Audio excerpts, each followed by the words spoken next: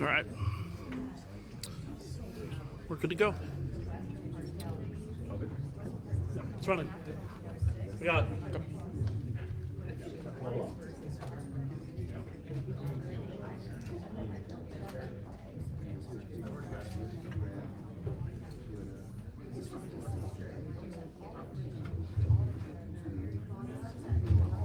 All right, one last reminder, if you intend to give public comment today, there's comment cards over on this table to the side. Please fill one out and bring it to my desk over here. Thank you. Chair Tung, Facebook Live is live, and you are ready to go whenever you want. Yeah.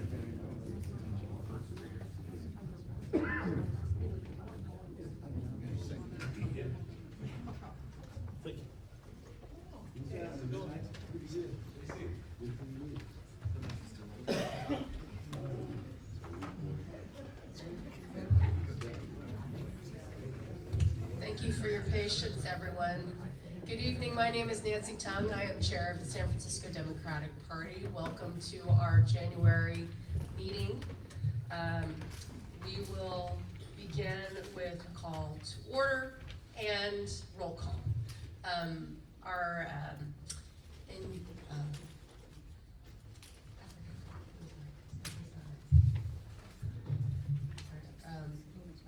Internal Director Mike Chen. Director Mike Chen is excused absent today with a proxy. However, our parliamentarian member Chandler will be standing in for his duties, and I would ask member Chandler to call the roll. Thank you, Chair. Member Akbar. Present. Member Alioto Pierre. Here. Member Avalos. Present. Vice Chair Barnes. Apologies if I get the titles wrong. Vice Chair Kalamucci. Here. Member Chan. Is Member Chan here by proxy? Oh, yes. No, Member Connie Chan. Oh, sorry.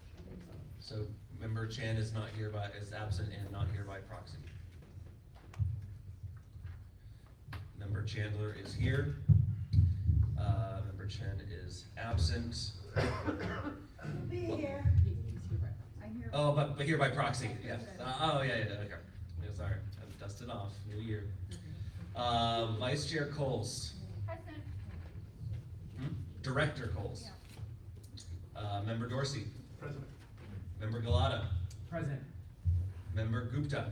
Present by proxy. By proxy. Vice Chair Hyken. Present. Vice Chair Ho. Member Ho. Special Committee Chair Ho. Member Kim. Present by proxy. Proxy. Member Lai. Member Mahmood. Member Mar. Mar. He did submit the PDF. He is designated, I think, member Galata by proxy. Yes. There you go. By proxy. Thank you. Yeah. Present by proxy. Remember Mark. Again, new year, we got this. Member Wynn. Oh, sorry. Present by proxy. All right. Member Philhauer. Present by proxy. Member San Girardi. Present. Member 2. And Chair Tung. Present. Ex officios. Pelosi. Here by proxy. Mullen. Is Member Mullen here by proxy? Okay. Member Kounalakis. Member Ma. Present by proxy. Member Cohen. Present by proxy. Member Wiener is absent. Member Haney. Member Stephanie. Present by proxy. We have a quorum. Great, thank you. Thank you very much, Member Chandler. Item Agenda item number 2 is approval of the meeting agenda. So members, at the request of the author, I would like to amend the agenda to remove item number 9. Are there any other amendments to the agenda? Hearing none, is there a motion to approve the agenda as amended? So moved. So moves member Girardi, is there a second? Second. Second by member Chandler, can we take this without objection? All in favor? Any opposed? Okay, the agenda is approved as amended. Item number 3 is approval of the meeting minutes from September 25th, 2024, and our December 4th special meeting. Is there a motion to approve the meeting minutes for these 2 dates? Motion by.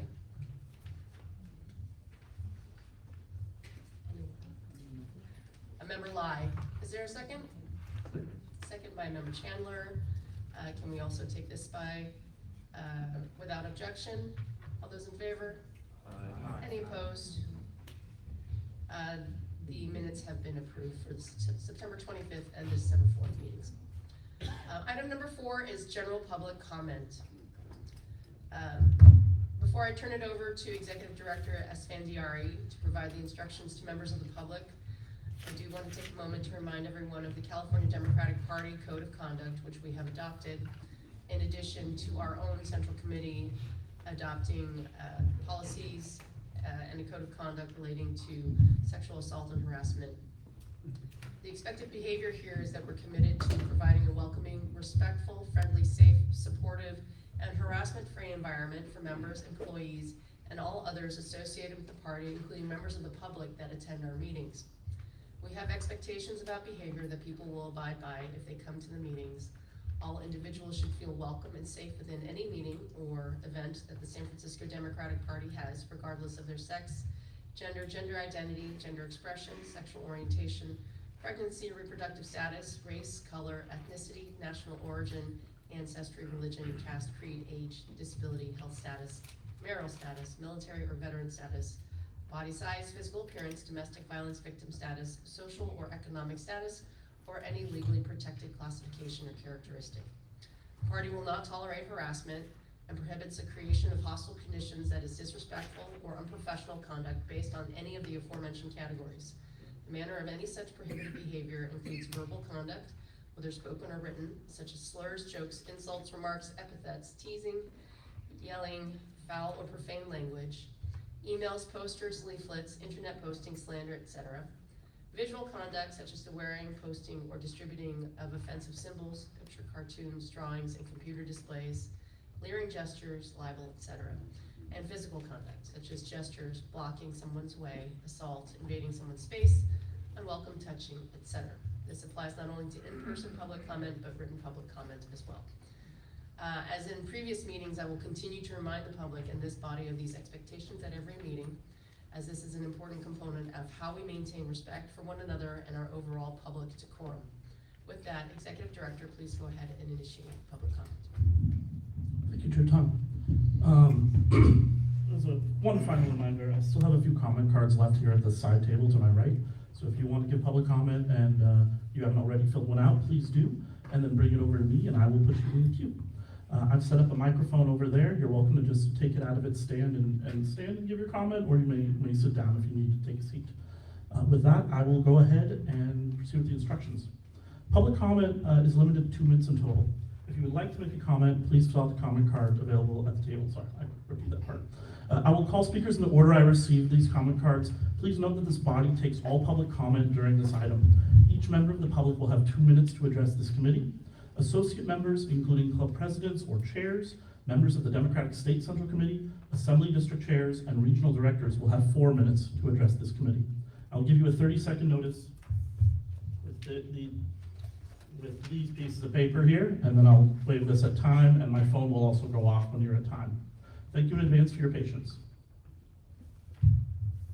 With that, the first couple of names I have here are Daniel Landry, Irvis Eggerly, Lori Yamauchi, Red Grays, Rosalind Tanai, and Alice Kawahatsu.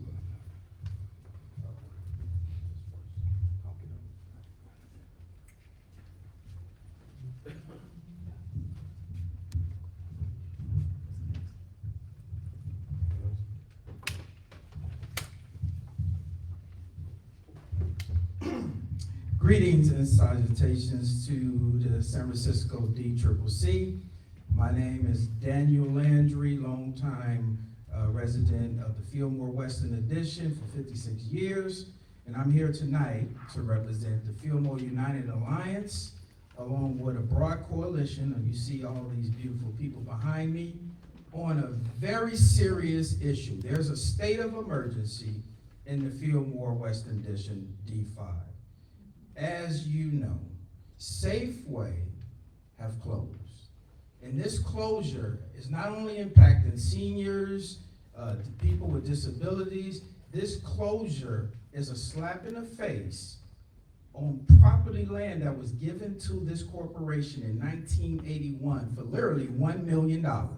Crumbs on the dollar. So we, for the last year, have been going back and forth, working through our former supervisor, Dean Preston's office, to try to sit down with Safeway and come up with a transitional plan that's a win-win for them and the community. But unfortunately, this corporation, speaking of big money, like one of your other items on this issue, tonight on the agenda, Safeway refused to be a good corporate neighbor. So now it's time for us to take a bold action and push the envelope towards eminent domain. So we're here tonight, and you will hear us speak towards what's happening and what we want from this body, which is a resolution to send a message that you're with the people and not big corporate greed here in San Francisco. And I just submitted a letter on behalf of the Fillmore United Alliance, along with Japan Task Force, with the previous letters from Supervisor Dean Preston. Thank you. Thank you for your comment. And that's it. Up next, U.S. Egerly. Good evening, good evening. I'm just here to exactly what Daniel said, but to encourage our new supervisor, give him some backup. You're his team members, he needs some help and some support. We can't all come to his house for dinner, right? So we don't want to keep coming everywhere he's at and coming to dinner. We don't have no grocery store. He can't feed us all, but we're gonna keep coming to somebody feed us.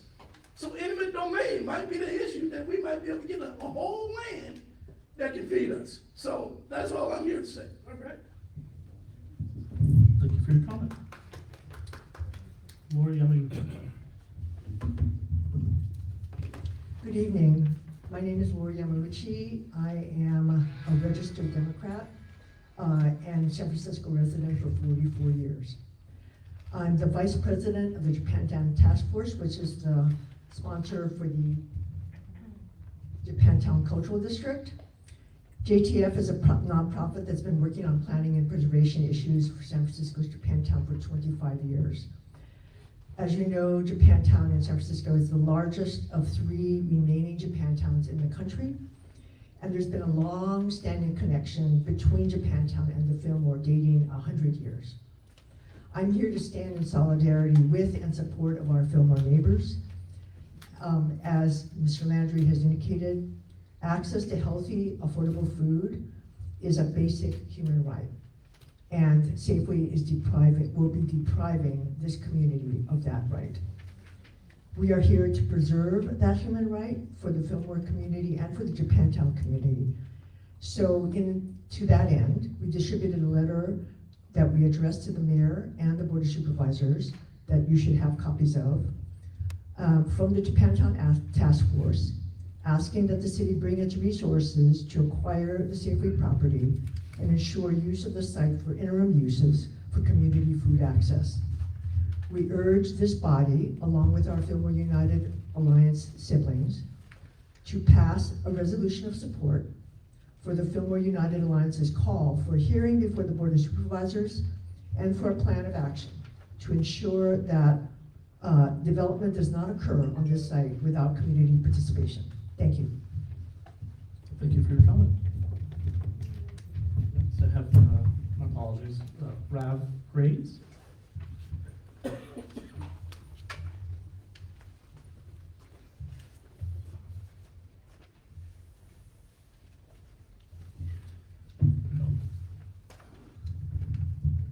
take a seat. That's why it's there. When you're ready.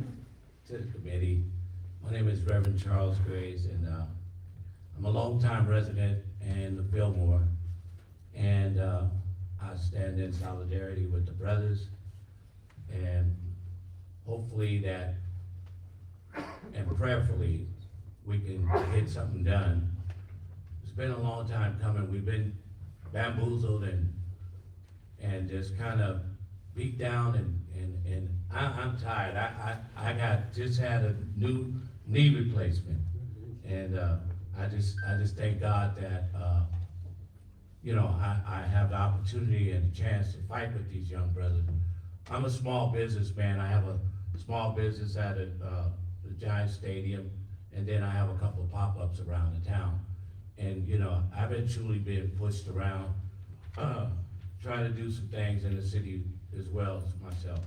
So I just, like I said, you know, I just pray that you all would do the right thing and help us out. God bless you. Thank you for your comment. Rosalind Tanai.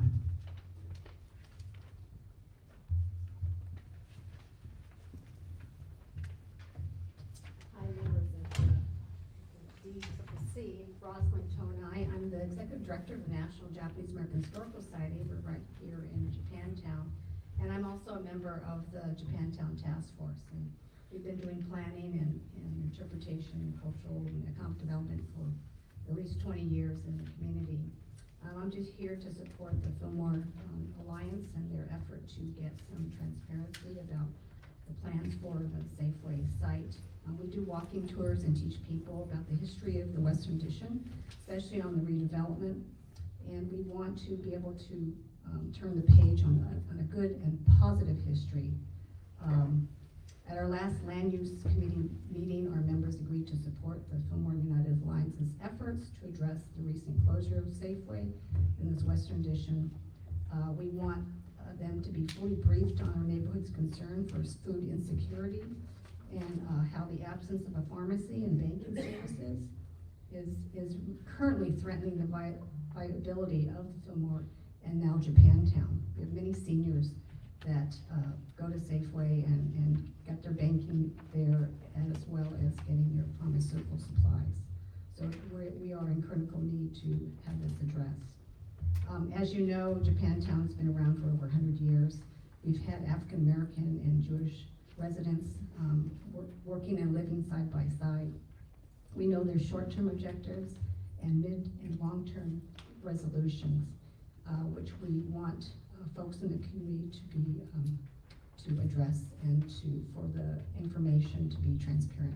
So thank you very much. Thank you for your comment. And next is Alice Kawahatsu.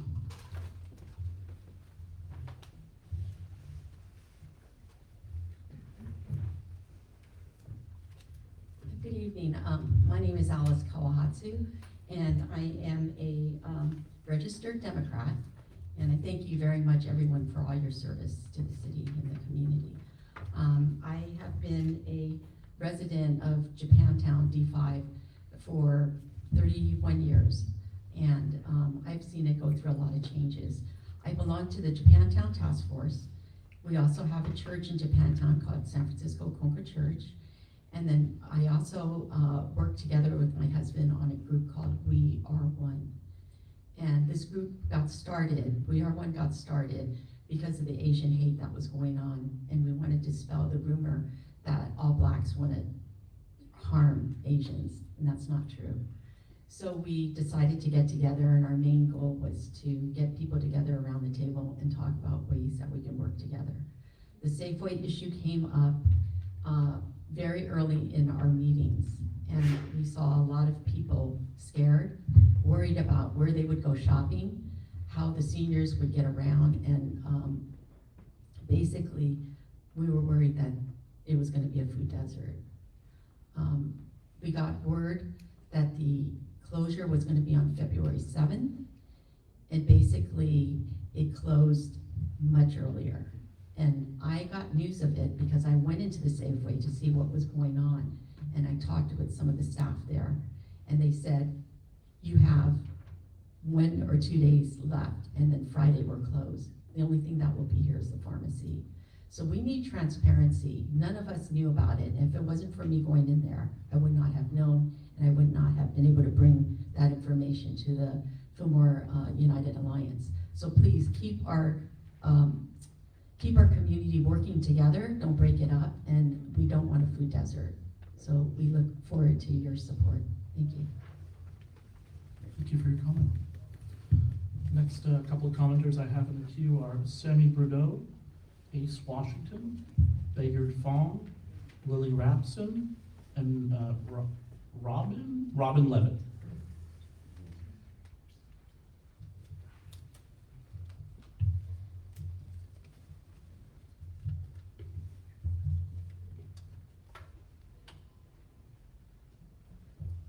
Oh, there you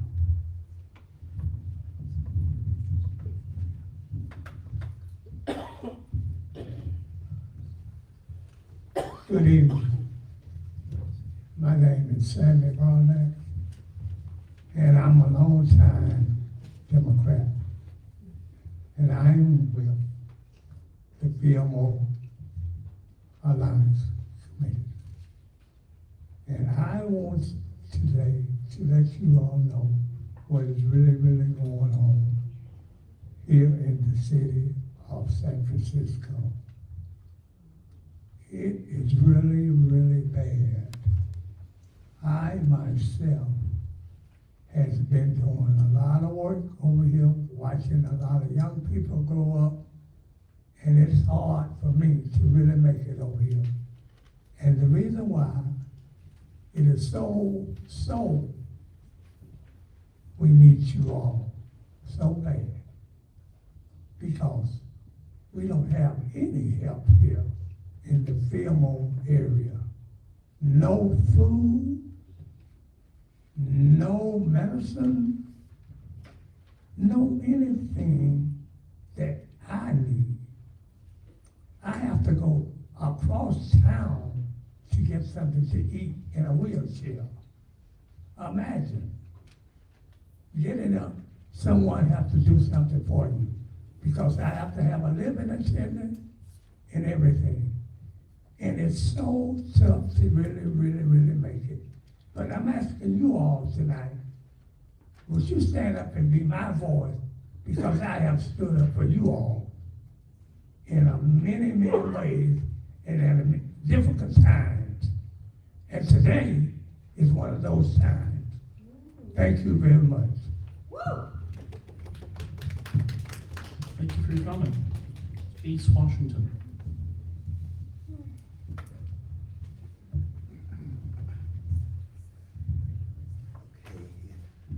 I'm sit down and have a seat. My name is Ace on the case, Washington. A lot of you I haven't met, but I've been around a long time. I used to come to these meetings. I remember at Aleoto, and I recognize our supervisors, and John, I know. So anyway, I come from City Hall. Y'all call it City Hall, but I call it Silly Hall. But the thing about it is right now, the Fillmore. I'm in the Fillmore. I am the Fillmore Corridor Ambassador, and I'll tell you about that later when I have time. But we are in an emergency situation with the Safeway issue, the developers. And it goes back to redevelopment, which is OCII. And you know what redevelopment has done to the community. I'm 70 years old. I don't look it. I'll be 71 next month. But I've been around this community for over 30 years. I was there in '87 when Safeway was first built in '85. And there were some promises that was made. And so we're asking y'all to look into the situation and adopt what we're trying to bring to y'all, because it goes further than what we're saying here. It goes way back to redevelopment. So there is no redevelopment, and Safeway thinks they can just get away with things. Safeway is doing it the wrong way. And we're asking y'all to help slow it down. It's been closed, okay, we can't stop that. Before any dirt is spent, we as the community must sit at the table with Safeway and this developer. The developers, we finding out the developer has a member on the board of our oldest community center well, one of the oldest communities in Ellie Hill Hutch Community Center. So they're trying to get Safeway, and then they're gonna try to get Ellie Hill Hutch. Listen, some investigation needs to be going on, and we asking for your support. We here documented, and we're gonna find out what's happening, and we need your support, so please support us. And I see a lot of new faces, and it's just amazing. It makes me feel kind of old now. Damn. All of y'all, I don't know much on a few of y'all. Bob, I know you from the Tenderloin, right? Okay. So anyway, my name is Ace, in case I don't want to take over the show. Thank you, Ace. Appreciate your comments. Bayard Fong.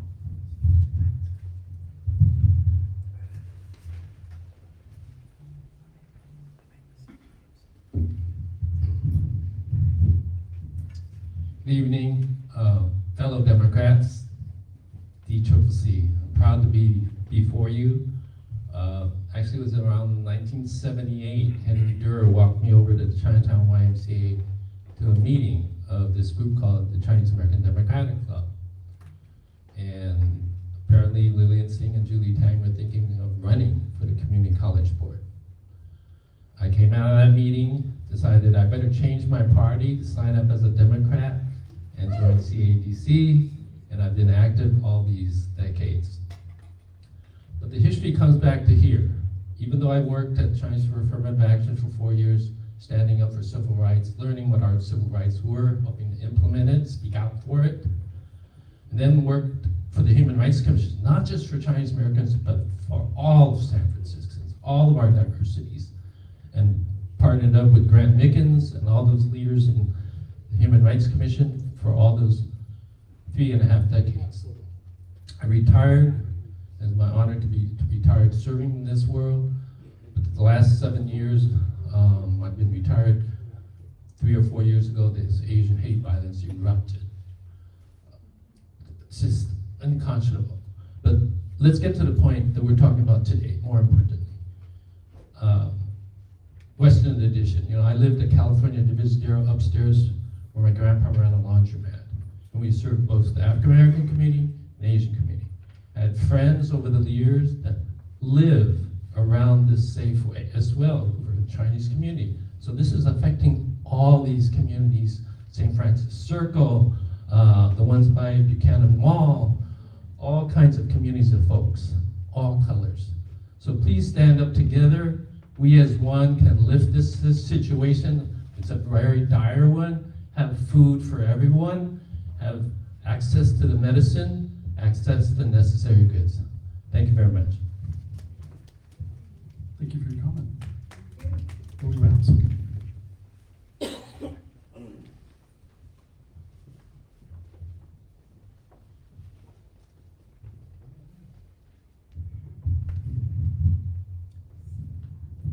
Hi, it's so good to see so many of you. I know many of us have worked together over the years on campaigns and different clubs and across the community. For those of you who have not met yet, my name is Lily Rapson. I want to thank Chair Tung for appointing me to the Democratic State Central Committee. I'd be honored to serve as a part of the SFDCCC's delegation, and I'm grateful for your support. I've spent the last 4 years in San Francisco dedicated to working towards making San Francisco a safer space, or a safer city for everyone. I feel that now more than ever, Democrats need to get it right on public safety.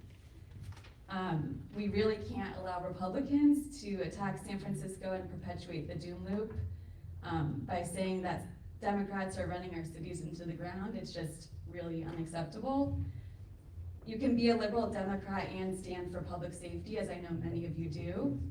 And we need to elect candidates who have strong public safety priorities and leadership across the state. As a member of the DSCC, I will support common sense candidates with track records of leadership on this issue, as well as those who support quality public schools, affordable housing, and a thriving economy. Thank you for your support, and I'm looking forward to serving alongside all of you. Thank you for your comment. I got it. Up next is Robin Levin. Okay.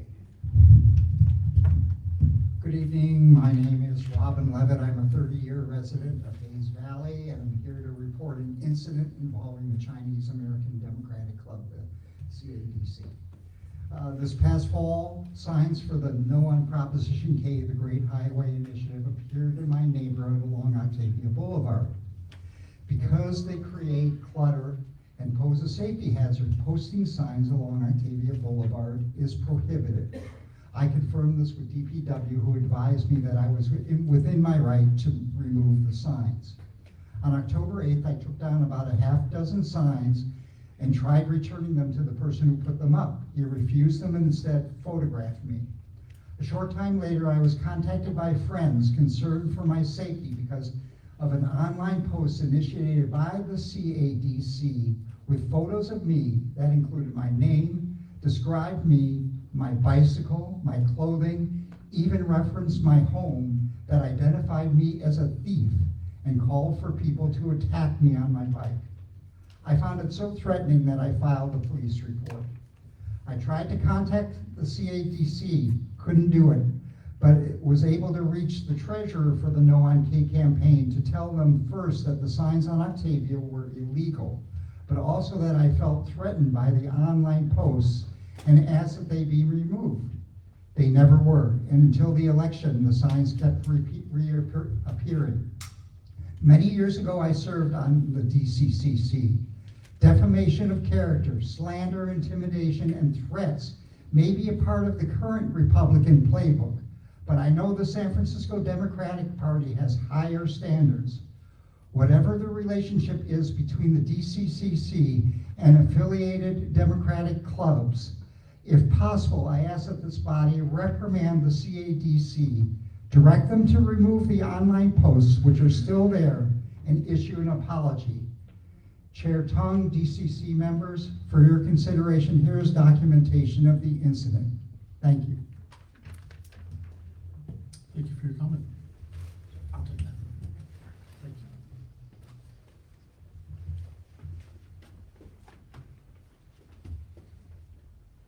All right, up next I have Susan George, Wendy Aragon, Susan Pfeiffer, John Ma, and Linda Walsh. Susan George.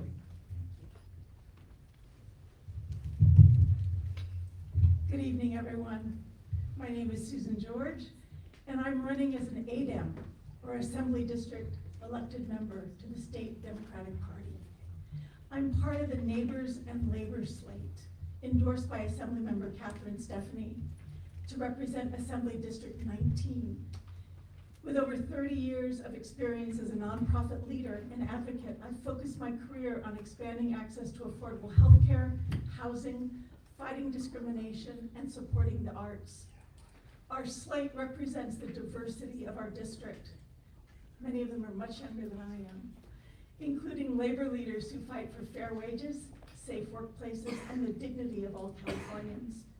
Together, we are shaping the future of the California Democratic Party at a time when our nation faces profound challenges and division. Now more than ever, we must work productively with our elected officials and ensure that our state remains committed to core democratic and labor values. The Neighbors and Labor slate, endorsed by Assemblymember Stephanie, is committed to addressing the real needs of our community: affordable housing, public safety, climate change, fighting all forms of hate, and more. By voting for all 14 of us, you'll be supporting a team dedicated to real solutions and a government that delivers for the needs of Californians. If you live in AD 19, I'm asking for your vote and for our entire slate. Together we can ensure the California Democratic Party remains strong and focused on improving lives, such as the critical issue we're hearing about here tonight. Registration to vote in the ADEMS is open now and ends January 31st at noon. Thank you so much. For your comment. There, thank you for your comment. Up next, we have Wendy Aragon, followed by Susan Pfeiffer. Hi, my name is Wendy Aragon. I am the President Emeritus of the Richmond Street Democratic Club, and I am here today to thank Member Golana, Member Chan, Member Mar, and there's someone still forgetting, who are putting forth a resolution to remember Dennis Kelly. Dennis Kelly was not only a founding member of our club, he was also my father-in-law. So on behalf of our family, we're really grateful. Dennis taught us to be fighters for our district, for working people, for immigrants, for renters, for people of color, and the hole that is left by his passing is just unimaginably great. So on behalf of our family, thank you. And just to quote, our club saying, the Richmond District is not for sale, and we will take that to every single election in his memory. Thank you. Thank you for your comment. Susan Panther. I'll do it sitting down so I don't seem so short. And just to confirm, Susan, you're an associate member of the body, right? Yeah. Yes, yes. Okay, so you have 4 minutes. I'll set the clock for that. Yeah, I have a couple of things to talk about tonight. First one is something I got via email earlier today, which I'm very excited about, and it's, you all know I do enrollments for Cover California, and January 31st is the deadline. I am still getting referrals. I did 2 enrollments this afternoon. So if you know anyone who needs to enroll, who's lost their job, etc., please give them my name or referral. A new program was announced today. Just figure out what it is. There we go. It's called a grocery support program for people of low income who are on the enhanced silver plans, that they can get money towards groceries. It's called Beyond Covered Grocery Support Program.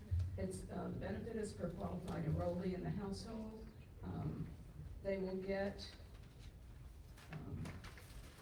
an allowance towards groceries. They get a special card. It is done through another program called Forward, and it allows them to buy groceries and have food delivery in San Francisco. And I didn't outline them here, but I'm very excited, and so it's something I will be sending to supervisors so that you will know for your constituents. And if any of you need help on that, please let me know. Two other things, I also do want to mention in honor of Dennis Kelly. He was an amazing man. He was warm, caring, and a fighter, and he will be remembered for a long time. And I do want to mention that. Lastly, you all know I have been a delegate to the state party for a number of years. Situation has changed a little this year. I think it's still in limbo, but I want to be a delegate going forward, and my option was to join one of the slates, and I have been welcomed to Grassroots Rising. Not everything and everyone on that slate fits with me perfectly, but you all know I am a Democrat, and I fight for Democrats, and I will work for Democrats, and I will support Democrats. And my reason for wanting to continue to be a delegate is I am on the permanent they call it now the Forever Organizing Committee of the state party. And it is one of the committees that does the work. We run the phone banks, we organize the canvassing, and it's how we won back District 22 this year. Of the 3 that we worked on, 13, 22, and then some of us worked on the Will Rollins campaign in Southern California. We won 22, and it's one we've been working on for a long time. So I want to thank all of you for any work that you did. And the only hope we have right now is in 2 years, 2026, that we can win back some of the House seats and that we can take back control of the House. The last thing I'm going to say is we are experiencing right now Donald Trump's version of shock and awe. The more upset you get and freaked out you get by what he's doing, the happier he is. Don't let it get to you. Save your energy, and we start organizing now for 2026, and we take back the House. And we can stop some of what he's doing. So, thank you all. Thank you, Susan, for your comment and for everything else. Up next is John Ma. Good evening, Chair Tung and members of the DCCC. My name is John Ma. I'm a general surgeon, president of San Francisco for 30 years. I was the 2018 president of the San Francisco Marin Medical Society. I'm honored here to speak on behalf of the Stronger Future that's been organized by someone in Matt Haney. It's a group of community advocates that's pro-housing, pro-worker, and we're seeking to strengthen the future of San Francisco. The reason I'm running, I wanted to illuminate the conversation with the clinician's perspective from the front lines of the COVID pandemic to shape healthcare reform in the future. In 2006, the Institute of Medicine had warned America that our emergency care system was at its breaking point, from overcrowded emergency rooms, ambulance diversions, and patients being boarded waiting on gurneys in hospital emergency rooms. They warned in particular of the danger of a massive surge in patient needs, like what might happen during a pandemic. 14 years later, in 2020, their greatest fears were proven true. There is, historians believe the Black Plague began in 1354. It would claim the lives of nearly 1 out of 3 people on this planet, decimating some cities in Europe, and wiping out 98% of the population. But there was a silver lining. Historians also believe that it led and catalyzed the start of the Renaissance about 30 years later. Because of the massive shifts in wealth and power, the mass migrations out of city, it forced society to think and do things differently. And my hope is to catalyze the start of a healthcare renaissance. I'd ask you to take a close look at the Stronger Future slate and to ask for your vote. Thank you. Thank you for your comment. Next is Linda Walsh.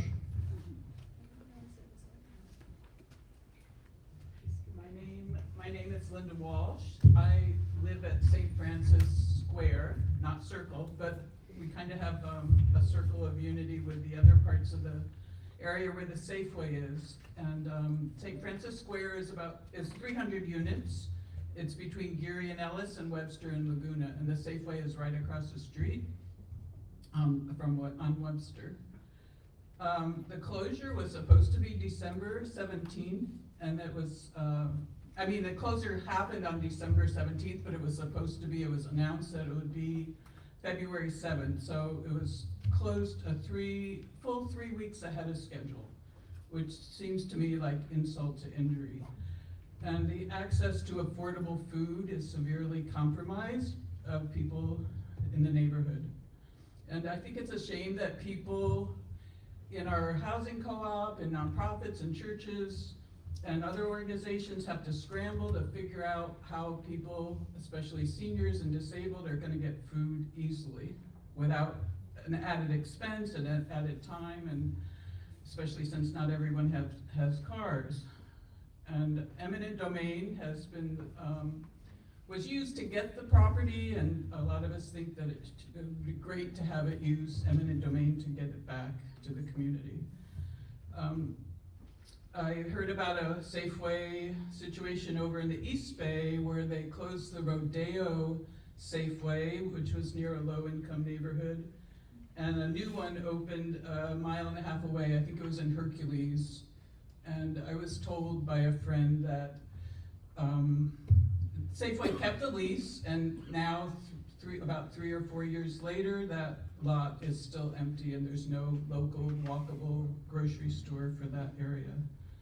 A good model that I heard about was in Berkeley in the 1990s when the city helped independent grocer take over a deserted, some kind of grocery store that was moved out, and the city helped them expand into a larger store to accommodate and provide what was lost.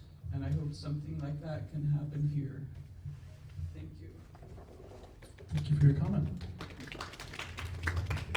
Before I read off the next couple of names, for anybody who arrived late, I have a few more blank comment cards left on this side table here. If you'd like to give public comment, please fill one out and bring it over here to my desk. Thank you.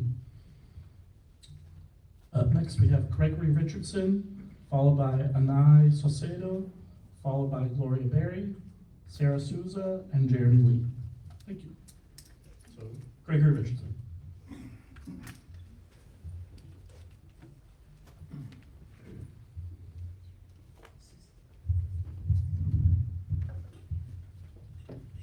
Happy New Year. Happy Chinese New Year. Happy MLK Day. I'm Archbishop Greg Richardson. And what a great march we've had all of you, or many of you watched it, participated. People forget Martin Luther King Jr.'s birthday is January 15th. It's not on the march. So I want to make it a point that celebration should also happen on his birthday. Everybody has a birthday and it should be recognized. Let me just say I'm here to give you some prayer. Our Father who art in heaven, hallowed be thy name. Thy kingdom come, thy will be done on earth like it is in heaven. Give us this day our daily bread, and forgive us our trespasses, as we forgive those who trespass against us. Lead us not into temptation, but deliver us from evil.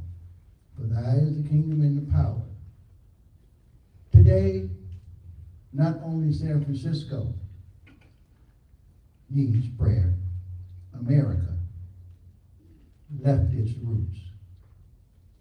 If you don't know what's going on, Safeway is just one incident. Do you see the fires burning? Do you feel the earthquake? Is San Francisco shaking? It's not shaking for nothing. God's children are behind me, and you are part of that. If you do not, warning, Rome, Sodom and Gomorrah will come to you.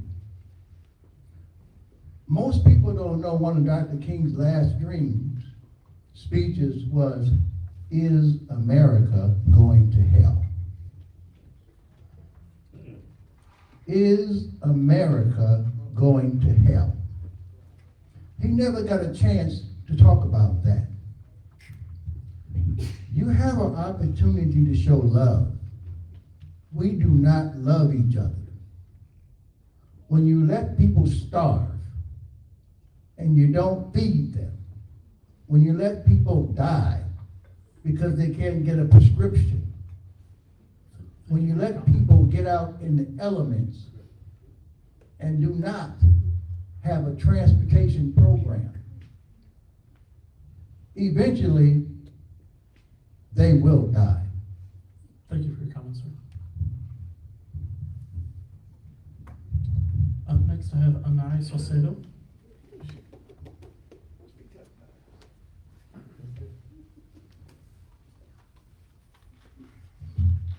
Hi,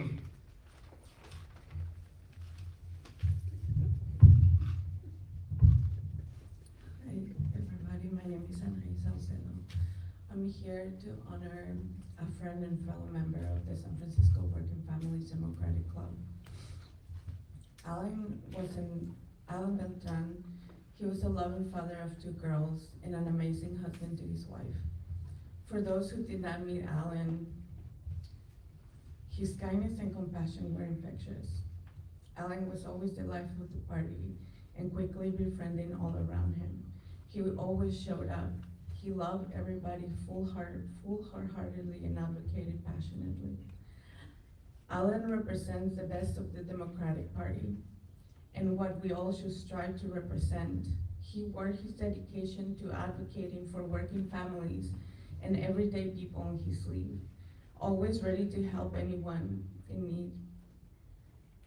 He knew that at the end of the day, what really matters is family, friends, and community.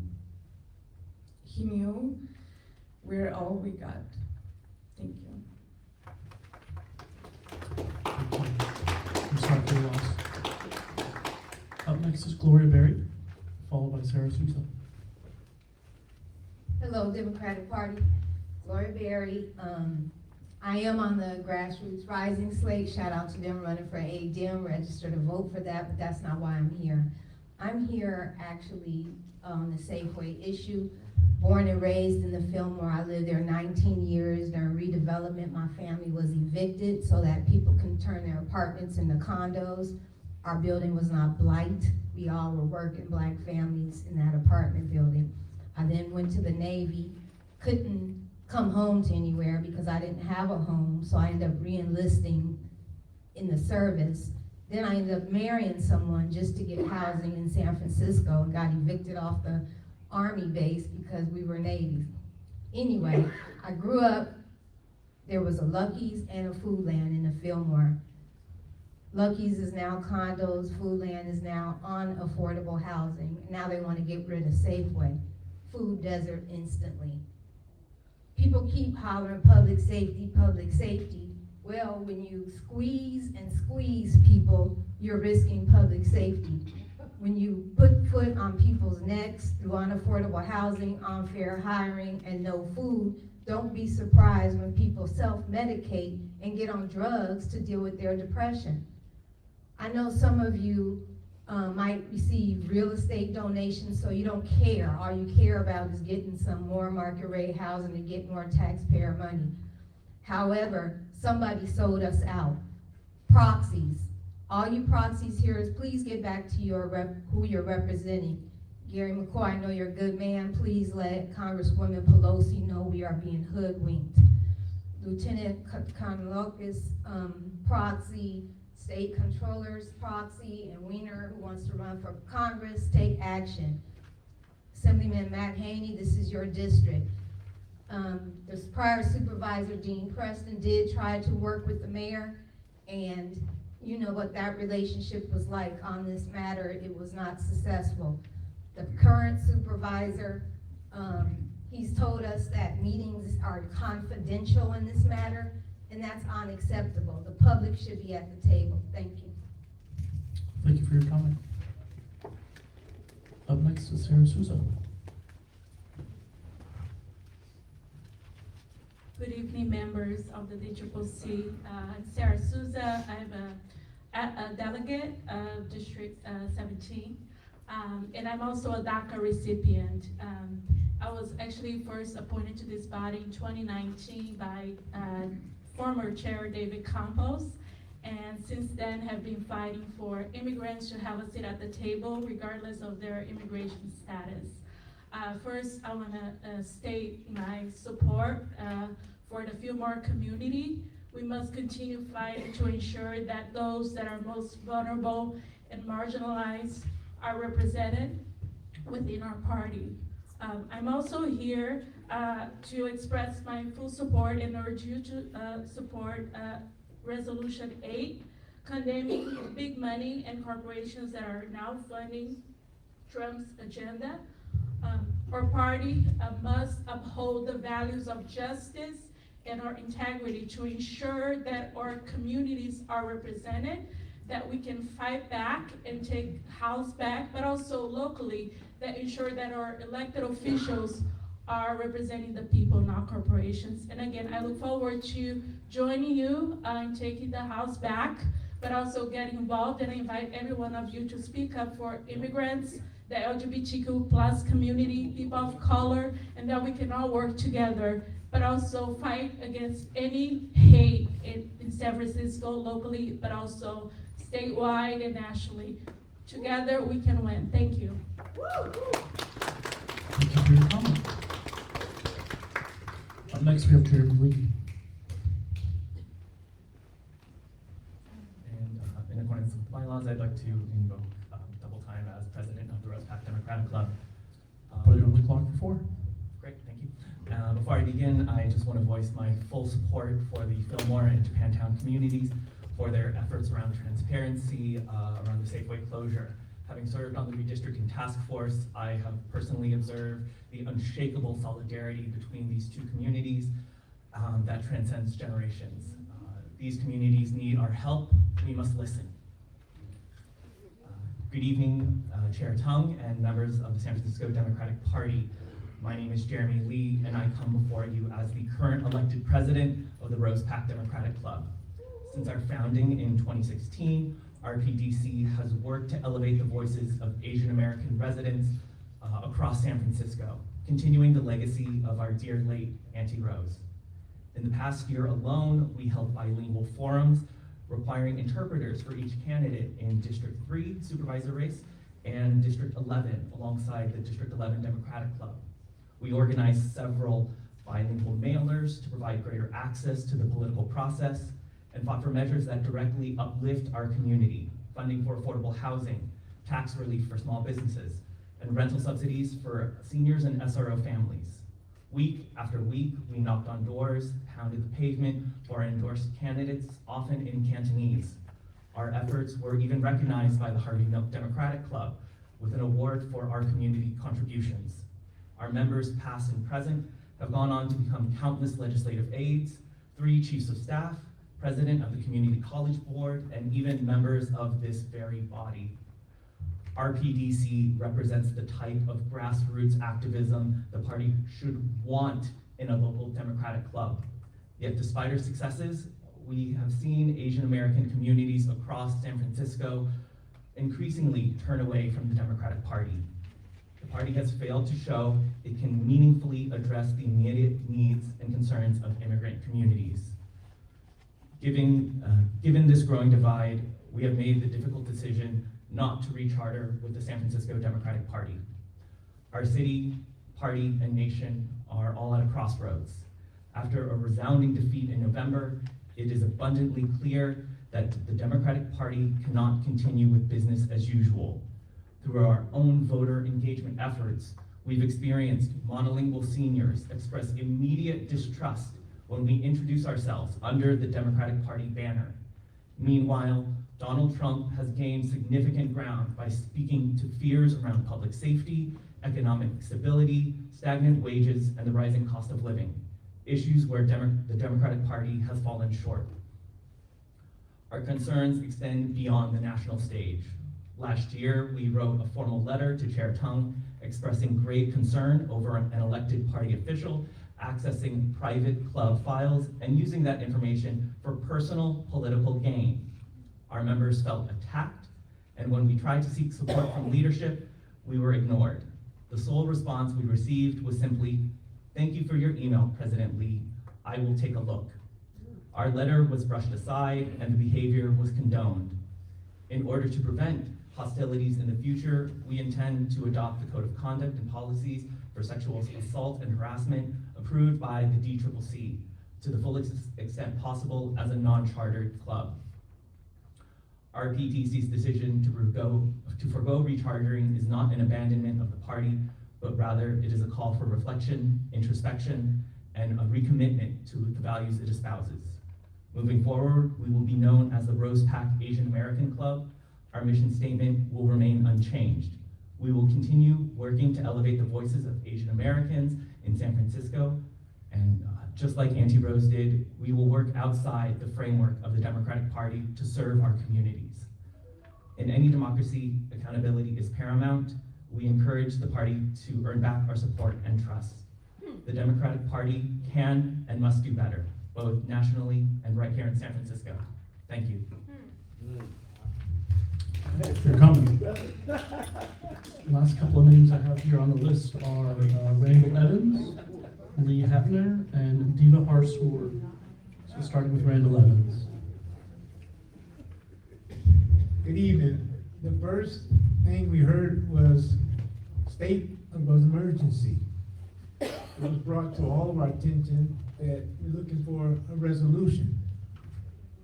I would be out of line if I didn't say thank you to our supervisor of District 5 who got to us, heard our cry and our support, and he's called for a hearing to take place at the Board of Supervisors.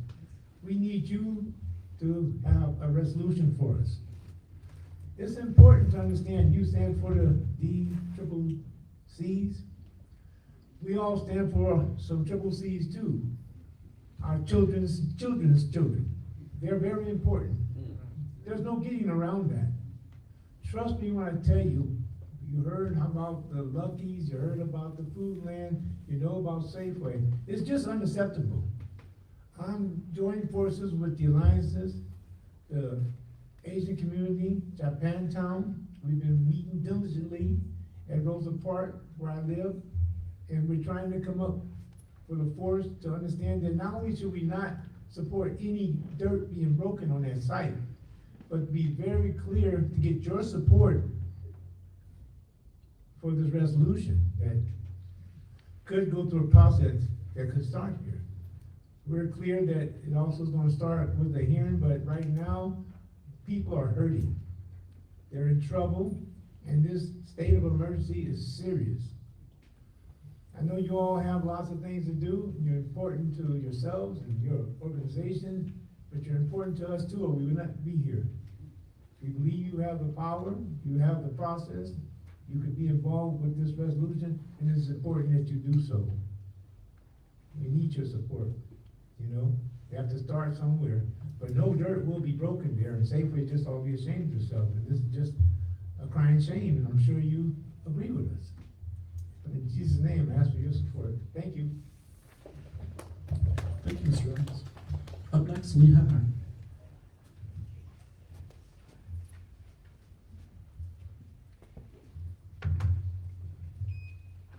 Hello, good evening, DCCC, Chair Tung. Lee Hefner. I work for an organization called the American Economic Liberties Project. We advocate for the enforcement of antitrust laws and for policies that confront concentrations of corporate power. I'm here to speak on item number 8, and specifically what we all saw a couple of days ago, which is some of the most powerful people in the country, CEOs of corporations, many of which call the San Francisco Bay Area home, seated directly behind President Trump during his inauguration, and what that signifies for this party.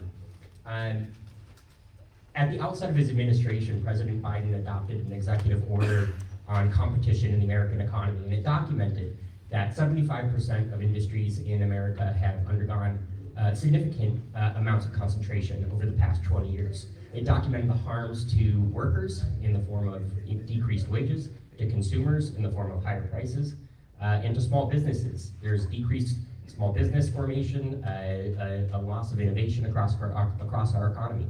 And from that sprang a series of enforcement actions.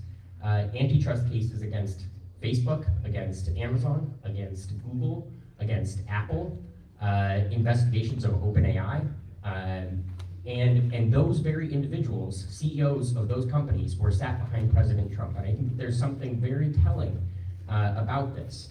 And I think the lesson to learn here is that corporate power knows no party. Corporate power is nonpartisan. And if the government, as Teddy Roosevelt once said, if a government fails to regulate monopolies, monopolies will begin to regulate government. And I think that that's the situation that we find ourselves in today. I commend item 8 to you all and hope that this party can be the party of working people. I think this party can be the party of billionaires or the party of working people, but cannot be the party of both of those things. And I look forward to working with you all on resolutions to that effect. Thank you for your comment, Mr. Hefner. The last comment card I have is for Diva Harsour. Before Diva takes the microphone, if anyone else, I've got a few cards left. So if anyone wants to speak, fill it out and bring it to me now. Go ahead, Diva Harsour.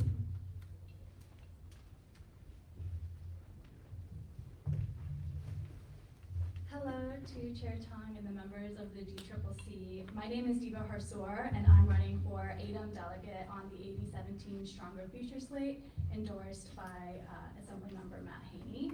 I'm a community organizer, housing advocate, and I'm a young person living with 7 roommates in one of the most expensive cities in the world.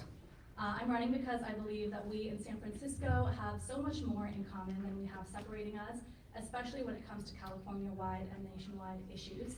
And I'm really excited to be running on this incredibly diverse slate that brings together labor advocates, parents, environmental organizers in the Chinese, Latin, Black, LGBTQ+, immigrant communities, San Franciscans who have considered themselves moderate, San Franciscans who have considered themselves progressive, and both, all united, committed to working with our elected officials and to shape a Democratic Party and a San Francisco that can be really a bastion of progressive leadership, results, and progress for a really challenging time for our nation.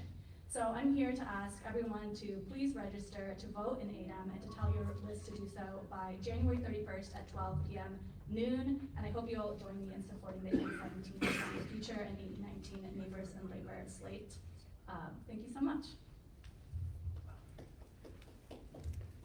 Thank you for your comment.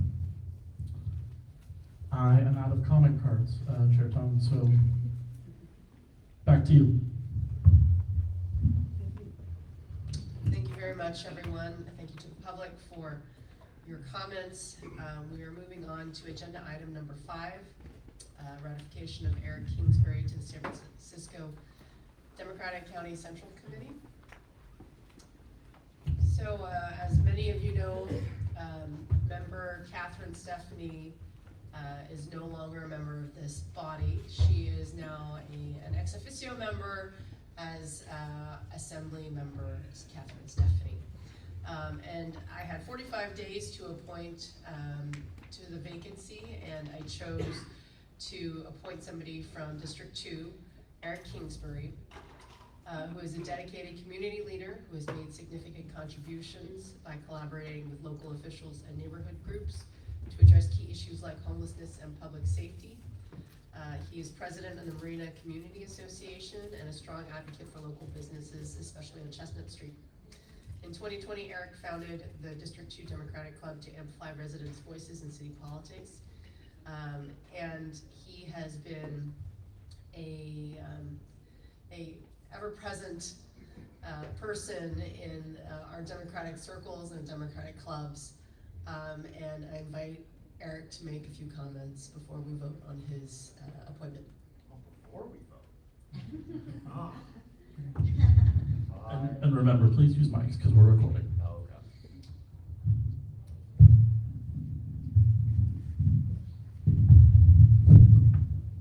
All right. Well, thank you, Chair Tung, for the honor of the nomination. It means a lot to me. You know, I'm a lifelong Democrat, and I honestly, growing up, never would have thought that I would have had the opportunity to represent San Francisco, this incredible city. I thought about this appointment quite a bit, and as I was thinking about it, I was really thinking about our party. You know, we're currently in a pretty frightening moment for many of our friends and neighbors, and they find themselves at risk. And we Democrats are the ones that are going to have to stand up for them. But it's also a tough time to be a Democrat, even in the bluest city. I mean, we just heard that our brand, we just had a comment about our brand. Our brand is kind of in tatters, and there's questions about where we're going to go from here as a party. Democrats in California, in DC, and even locally have somehow become perceived as the party of the sclerotic, entrenched status quo, which is a precarious place to be when voters are so turned off by the status quo. People have harsh views of the party and the entire class of political insiders right now.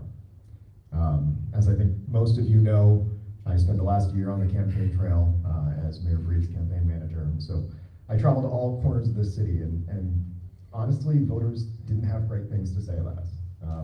Not this body, but about Democrats generally, and about how they view Democratic insiders.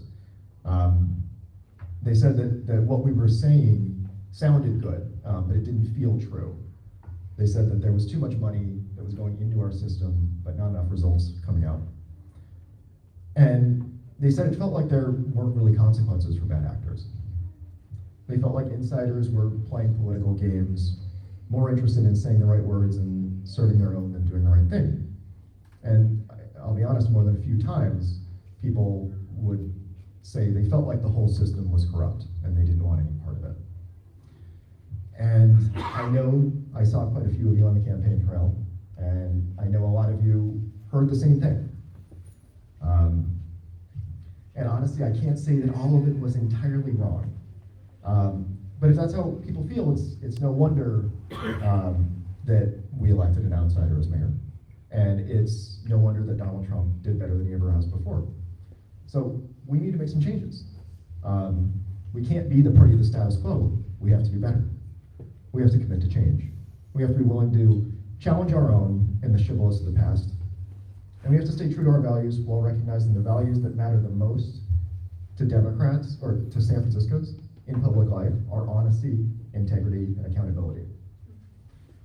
So that's the kind of Democrat I think San Franciscans deserve. It's the type of Democrat that I want to be on this body. Again, I thank you all for this honor, and I'm excited to join you all in the work together to build a better, stronger Democratic Party here, statewide, and nationally. Thank you, Eric. So, could I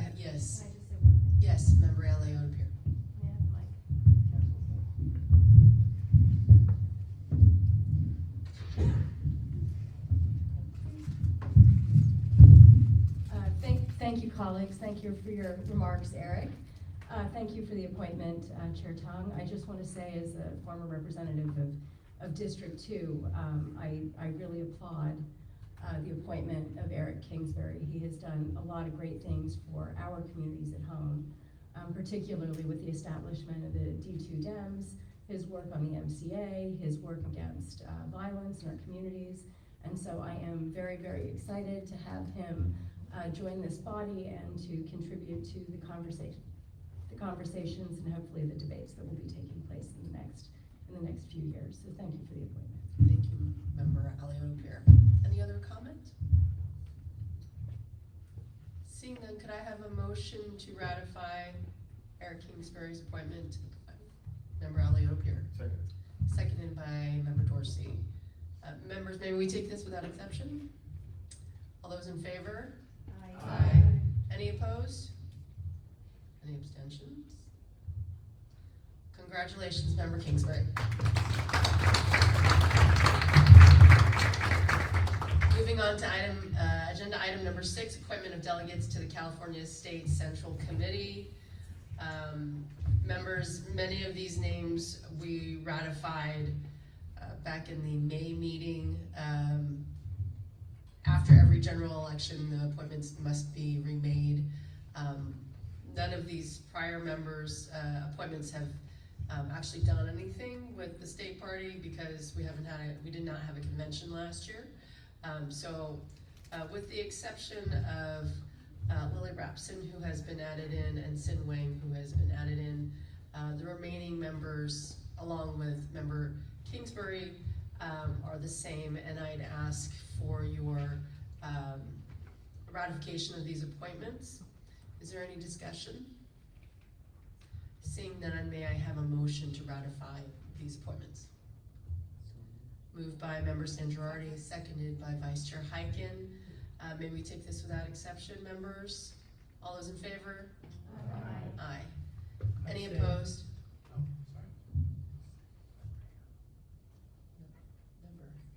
I'm sorry, Vice Chair here. Still the same person. Any opposed? And I did hear one abstention, 2 abstentions. Thank you, Member Chan and Member Avalos. Abstain. Congratulations to our new appointees to the California State Central Committee. Okay. Moving on to item number 7, agenda item number 7, reports. Chair's report. So I did want to take a moment as we reflect on the events from November, and additionally the incoming administration on Monday. I have to tell you personally, I was not able to turn on a television, look at news on the internet, or listen to the radio because I personally had to take a moment and hold some space for myself on Monday. I know that many of you marched with the MLK parade. Many of you attended the MLK breakfast that was held by Labor. And I hope that Democrats today are not feeling defeated. Although I do sense that there is a different air about where we are than we were in 2016.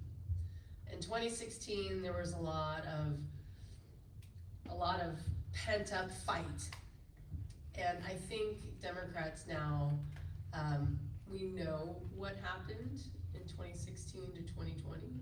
We are waiting to see what out of Project 25 is actually going to come to fruition. We're waiting to see whether or not our governmental institutions will have, the people that have been elected will have the bravery to stand up for democracy, or whether or not we will have to come back stronger 2 years from now and 4 years from now.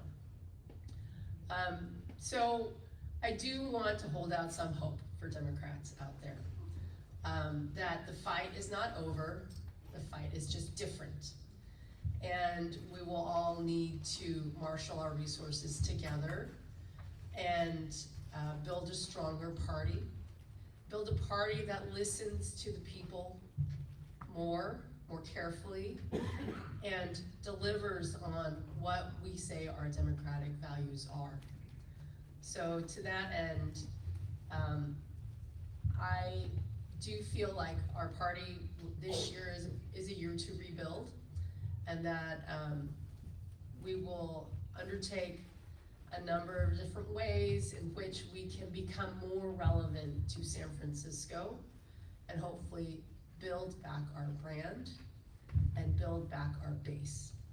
So that is what is on my bingo card for 2025, is a stronger party. And I hope that you will all endeavor to join me in that, making San Francisco Democrats stronger.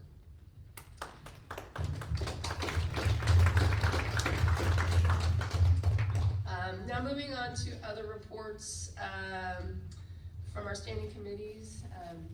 Vice Chair Calmucci, a labor report.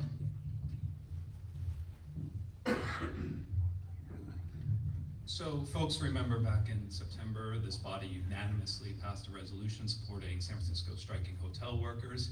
And I also want to really recognize the call to action in that was that, folks here, get involved in supporting those workers beyond just words. And so I want to lift up the many members of this body who walked the picket line, who brought the message to the community, who helped out in many different ways.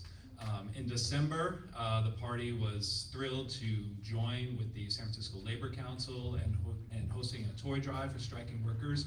And I hope that folks really recognize what a big deal that was. Those little things really matter. Those folks were out since Labor Day, and California striking workers don't get unemployment insurance. And so little things like that really do matter, help those workers hold the line, stay out for as long as it takes. And so obviously everybody I'm sure here knows Local 2 won, and it's a great victory for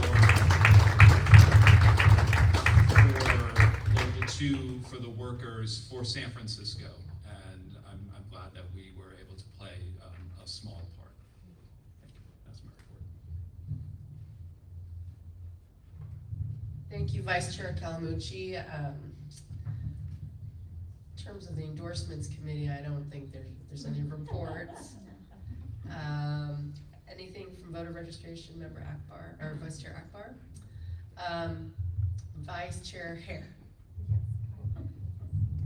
You're this one. Good evening, Democrats. My name is Emma Hare, and I am the chair of the Clubs and Chartering Committee of the San Francisco Democratic Party when we are in the thick of our rechartering season. So we, earlier this month, opened the application for Democratic clubs to charter their status as a member of the San Francisco Democratic Party family. Since then, we've hosted 2 office hours to answer questions of applicants. Many clubs came, we answered lots of questions about all kinds of things. The applications for rechartering are due this Friday, January 24th, so I encourage anyone who is a member or friend of a Democratic club to submit the application swiftly. They close at midnight on Friday. Members of this body will have 1 week to review the applications for completeness, errors, or any other concerns, and report which clubs, if any, they would like to ask questions of to me by January 31st. I will then alert the relevant clubs that they have been called to a hearing on February 9th. That meeting will be held virtually in the morning. All members are welcome to attend and ask questions of the clubs that they have previously identified as wanting to ask questions of. From there, so that meeting will be a hearing. There will be no votes cast. No members of this body are obliged to attend, but for those who want to attend may, it will be similar to our endorsement process that took place earlier last year. This body will then vote on the rechartering of all the clubs that have applied on February 26th at our regular meeting. My goal in having a special committee hearing separate from our whole meeting is to make the have the hearing be for questions, and then our group meeting will be swift. All the clubs that have not submitted a rechartering application and have not passed the DCCC vote are officially unchartered as of March 1st this year. From March 1st on, this body will take club applications on a rolling basis for both unchartered clubs and new clubs. So that is where we stand in our rechartering process. Fantastic. Thank you, Vice Chair Hare. I'm gonna say it like that every time. Okay, yes. What? Sorry, Yes. can I ask a question? Member Galata, yes. Vice Chair Hare, thank you. Thank you, Vice Chair Hare, for laying that out. I just had a question just on the process, just I think it's helpful for also for many of our clubs who are here and maybe watching. It's helpful to know about the hearing on February 9th. If a club is not able to participate in that hearing, is that used against them in the chartering process? Does that mean their charter would not move forward if in the event they're not able to make that hearing? Will their charter still move forward if they meet the other requirements of chartering? So we're hopeful, these clubs have many individuals in them, so hopefully some representative from the club could attend on February 9th. If they're not able to, I would connect that club's leadership with the member who has asked questions of them and hope that they can resolve those concerns off on a different date. And then hopefully those would be resolved and we could vote on February 26th. Thank you, that's helpful. And just a follow-up question in terms of the questions that are asked of the clubs. So is that every club is asked the same kind of interview questions, or these are questions from the members here regarding their application for charter? The latter. Okay, thank you. Thank you very much, Vice Chair Hare. I think the next report is gonna come from Member San Girardi in the Bylaws Committee.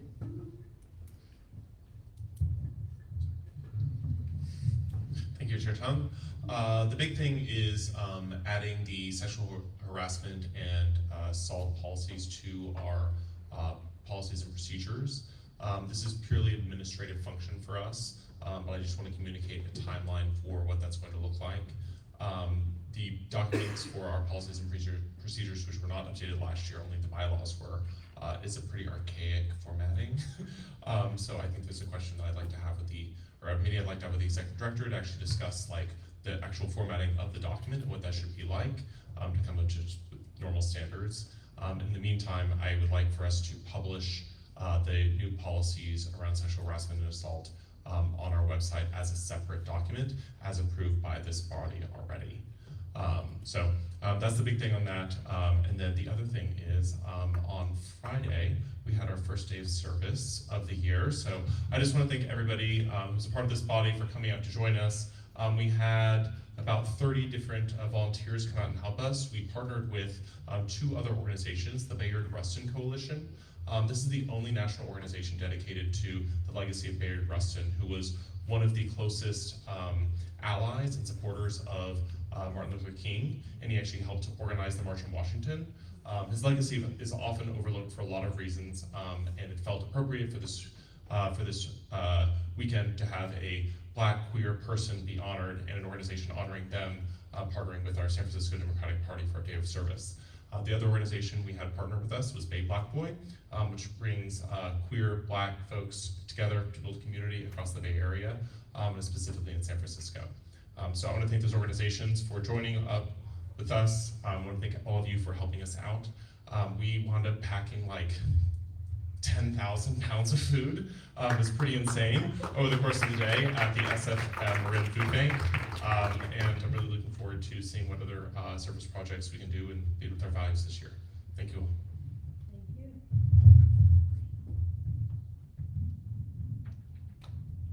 Thank you, Member San Girardi, and thank you for taking on organizing that service project. Appreciate it. I think the next report is the Executive Director's report, if there's any. Nope. Then we will move on to. Oh, I'm sorry.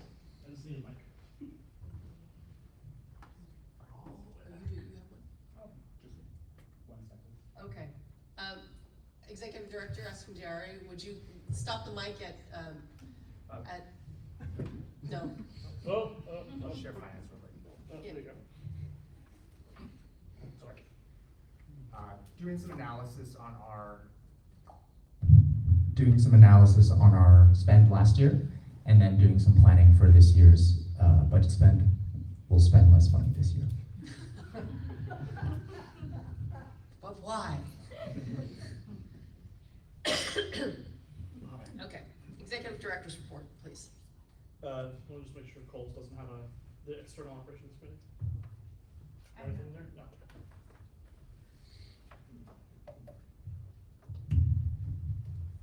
Right, well, I wasn't entirely sure what to put in this report, because I'm still getting my sea legs here. Luckily, several of you mentioned things that I wanted to summarize since our last meeting in September, so I'll skip over those. The things I want to make sure I call to your attention, things that have either come across my desk, organizational updates or otherwise. As it relates to the California Democratic Party and the State Central Committee, we received our allocation for this next 2-year period of delegates. We went up from 36 delegates to 37 delegates that we get to apportion from this body due to an increase in the number of registered Democrats from October 22 to October 2024. So we should applaud that and keep growing. As a reminder, per part of our bylaws, Article 8, we apportion our delegation in the following way. Everybody elected in the Democratic Party, where this body is elected, is automatically a delegate to the State Central Committee. So if you haven't already given me the information I've asked for to make sure I put you on the roster, I'll be following up with you imminently.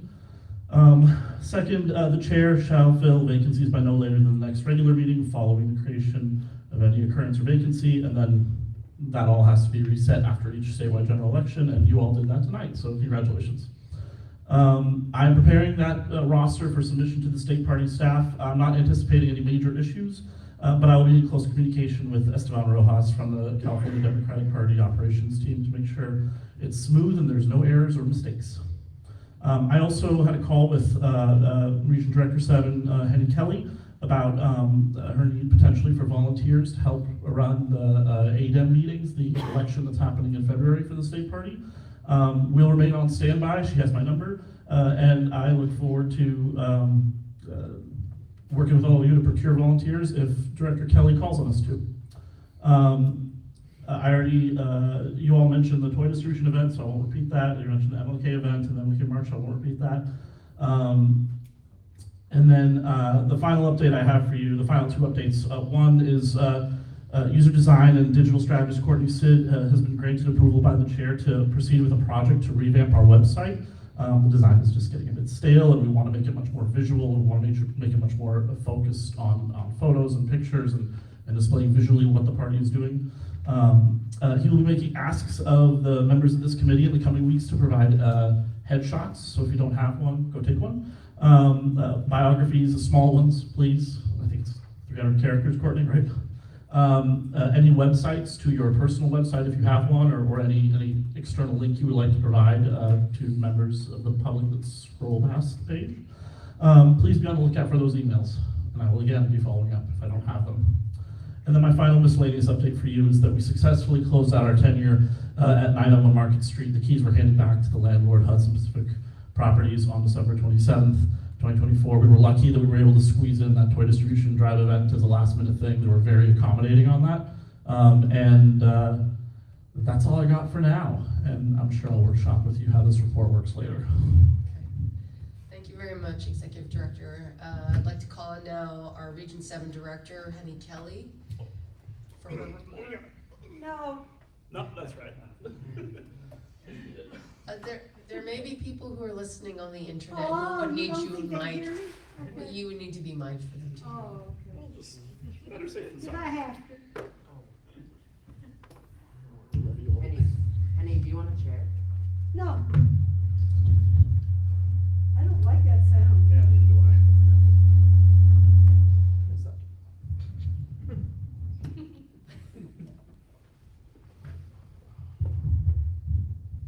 Thank you for humoring us. It's okay. All right, hi there.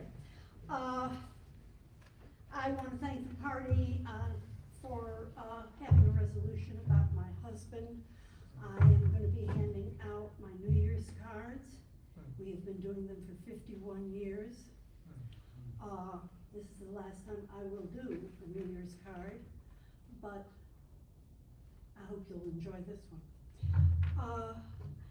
What I really want to say is that, you know, the ADEMS, our election is important.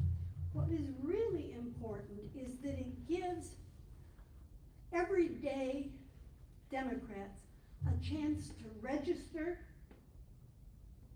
to become an ADEM person, and it also gives all of the Democrats in AD 17 and AD 19 a chance to elect these ADEMs. And what is important about ADEMs, the most important thing, is that there are 30% of the Democrats that go to the convention who vote for endorsements, vote on exactly what is in our bylaws, vote on all sorts of things that are important, and those are the elected officials. Then 30% of those voters, another 30%, maybe a little more, 35, are members of the Democratic County Central Committee and those extra people that you can put on when you register more Democrats. Okay? Those are there. And to add on to that percentage, the people who are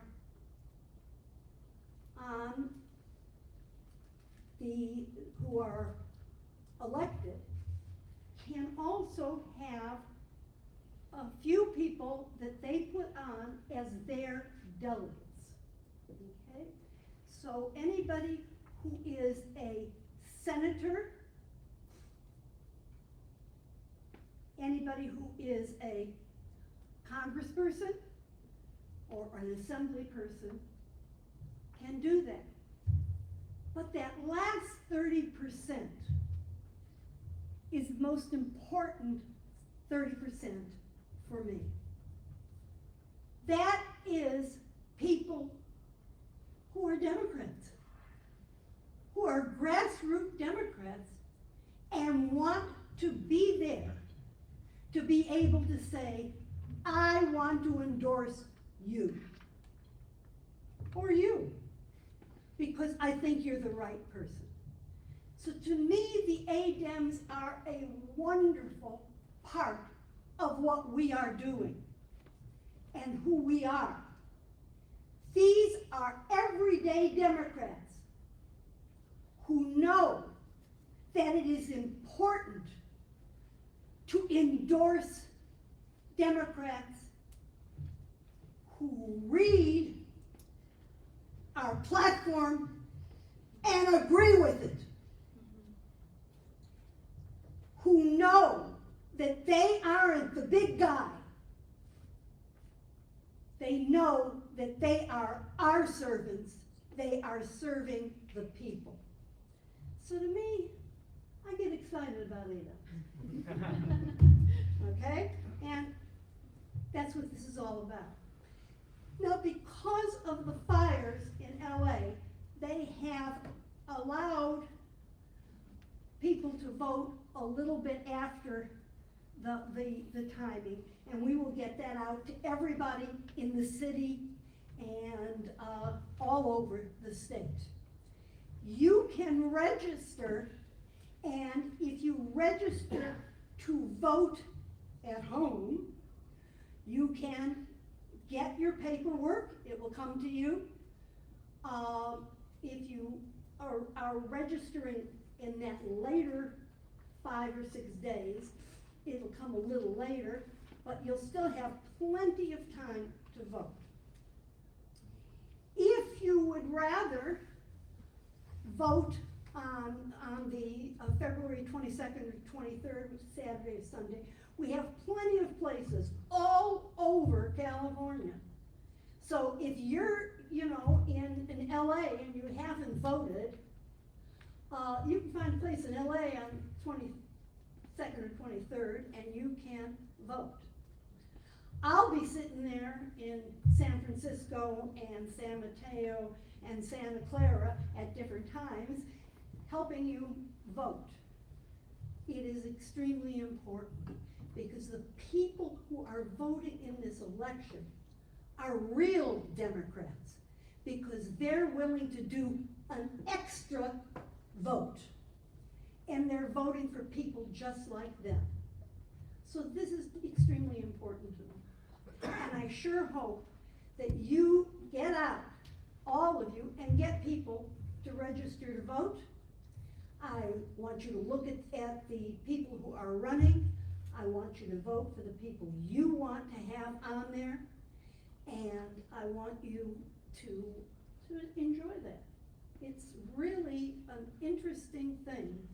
And one of the things in the party that I fought for, and one of the things that I think we should do right by, okay?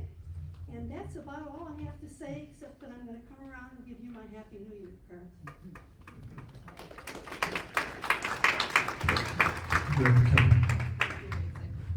And this, as I said, is the last one. Thank you, Executive Director Kelly. Moving on to agenda item number 8, resolution condemning the big money and corporations that are now funding Trump's agenda. Member Galata.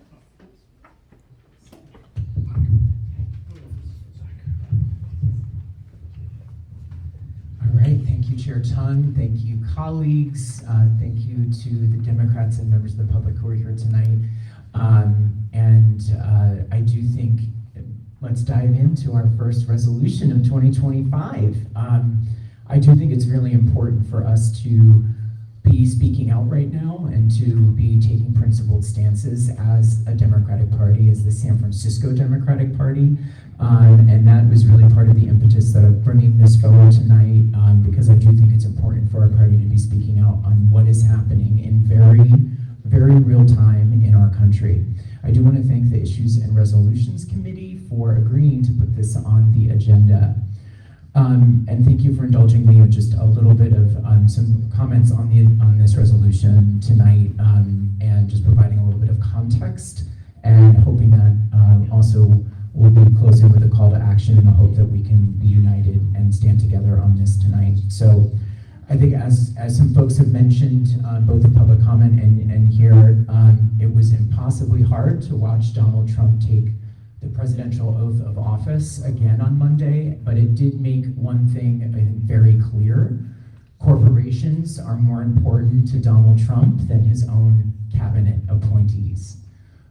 As Lee Hefner mentioned in public comment, seated right in that front row, if you saw a lot of the media coverage at the inauguration, it was the CEOs of Meta, Google, Apple, Amazon, others as well. Together, these CEOs, their combined wealth tops $1.2 trillion. Anyone who's ever planned a wedding, I know some folks here have, know that seating arrangements are of the utmost importance, and it's clear from day one here that corporate America, tech tycoons, and cryptocurrency barons have a direct seat at the decision-making table and will be the true beneficiaries of Trump's second term. The very industries that the Trump administration will be soon overseeing have showered his inaugural committee with record-breaking donations. Not only are these companies giving far larger amounts than they did to Trump's first inauguration, they're doing so in a far more public fashion. Trump has raked in a record-breaking $200 million to his inauguration committee, receiving donations from $1 million from Apple CEO Tim Cook, $1 million from Amazon, OpenAI CEO Sam Altman, $1 million, Uber and Uber CEO, $1 million each, and Meta, $1 million, amongst others. These companies and leaders have gone all in on supporting the Trump administration despite the administration's renewed attacks against the LGBT community, our immigrant communities, women, and communities of color. It's really a far cry from as recently as 4 years ago when much of corporate America made a show of cutting ties with Trump over his role in the January 6, 2021 insurrection at the US Capitol. And many of these same companies also at that time and after either paused or pledged to review future campaign contributions to members of Congress who voted against certifying the results of the 2020 election. Between Trump's inaugural committee, an allied super PAC, and a 501c4 group that's set up to boost the incoming administration, Trump allies are expected to rake in for all of these as much as $250 million, so including that inaugural committee money and more. The inaugural committee is required by law to disclose its donors 90 days after taking office, but it can keep the public in the dark about how it spent the money and where it funneled any of those leftover funds. So is this money going to Trump's businesses? Is it going to the Trump super PAC? We don't know, and Trump is never going to tell us, and we will never know. But it's safe to say that this money is being put in service to the Trump agenda in one way, shape, or form. And, you know, I think specifically Trump's relationship with Silicon Valley and big tech has really taken a 180 since the election, as many former antagonistic tech leaders are now jockeying to get into the president's good graces. And it's not just the dollars that they're giving directly, it's a fact that they are completely changing course on policy to appease the president. So as mentioned in the resolution, some companies have removed language or value statements on their websites or changed corporate policies that could be perceived as pro-Democrat or hostile to Trump.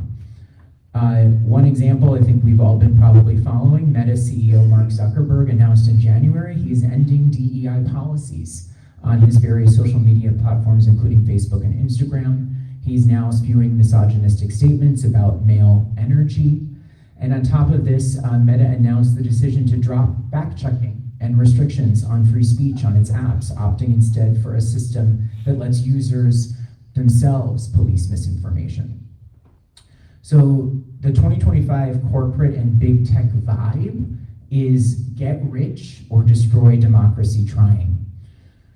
So we know that big money influenced the outcome of the 2024 election nationally like we've never seen before, and this same big money now stands squarely in support of a right-wing regime that we know is going to cause major harm to communities across the country, including here in San Francisco.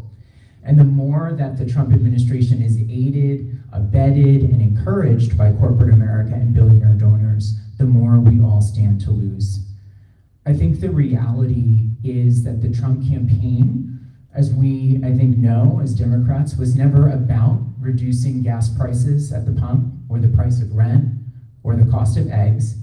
It was always about cutting Medicare, Medicaid, the Affordable Care Act, Social Security, and public education in order to pay for the largest tax cut in human history.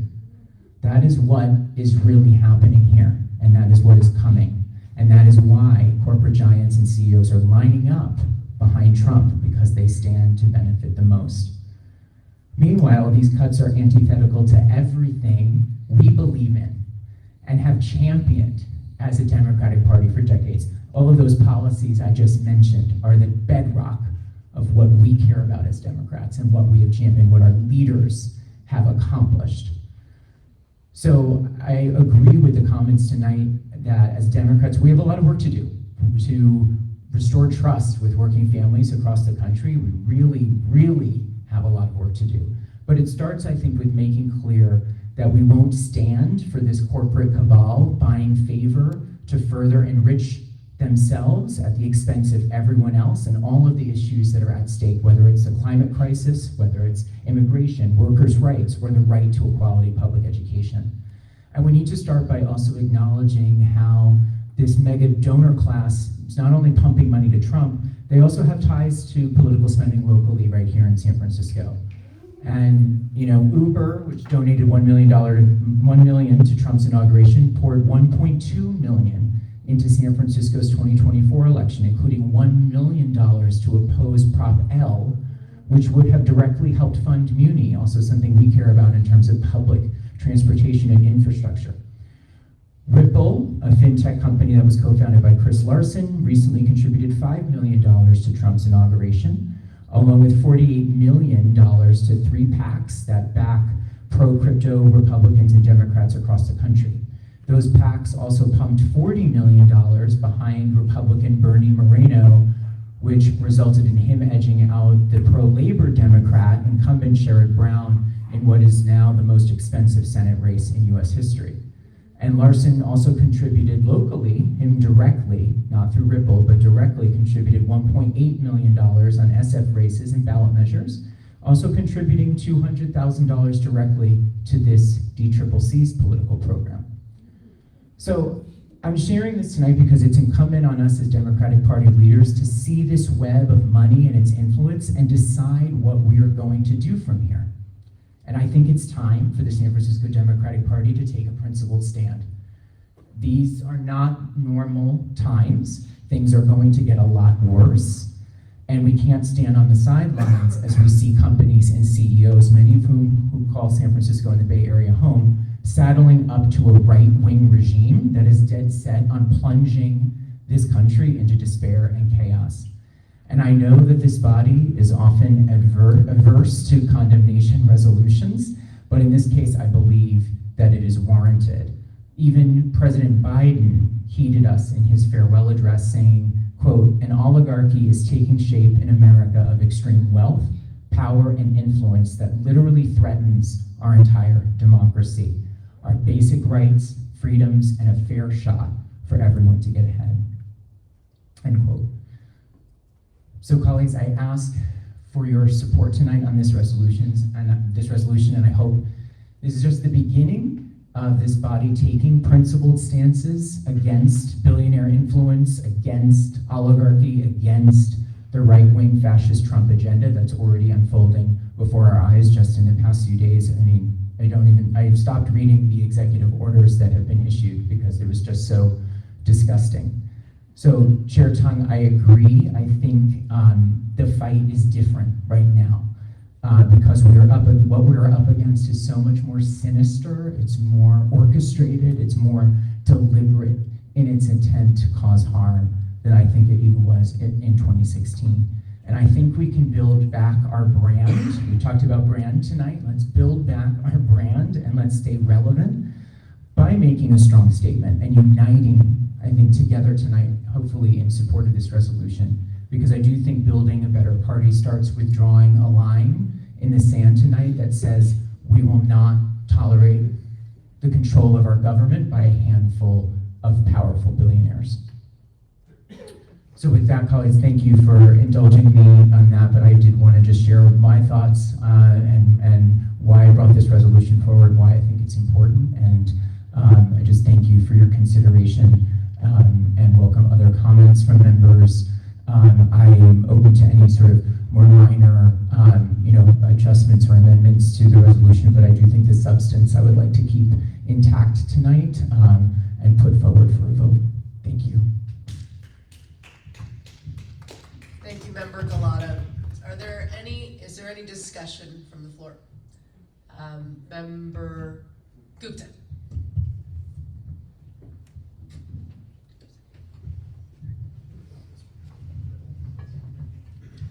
Member Gupta wishes me to read the following statement on his behalf. Thank you, Member Galata, for bringing forward your fine resolutions, including resolution condemning the big money and corporations that are now funding Trump's agenda.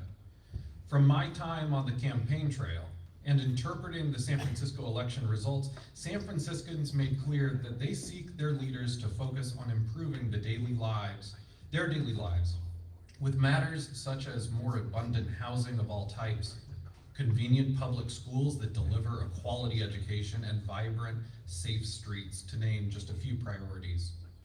We must also fight for worker rights and our LGBTQ+ and immigrant communities with the new national administration. As such, independent of whether I agree with the sentiment expressed by such resolutions, I will be abstaining from any resolutions that I cannot tie back to creating outcomes. Thank you.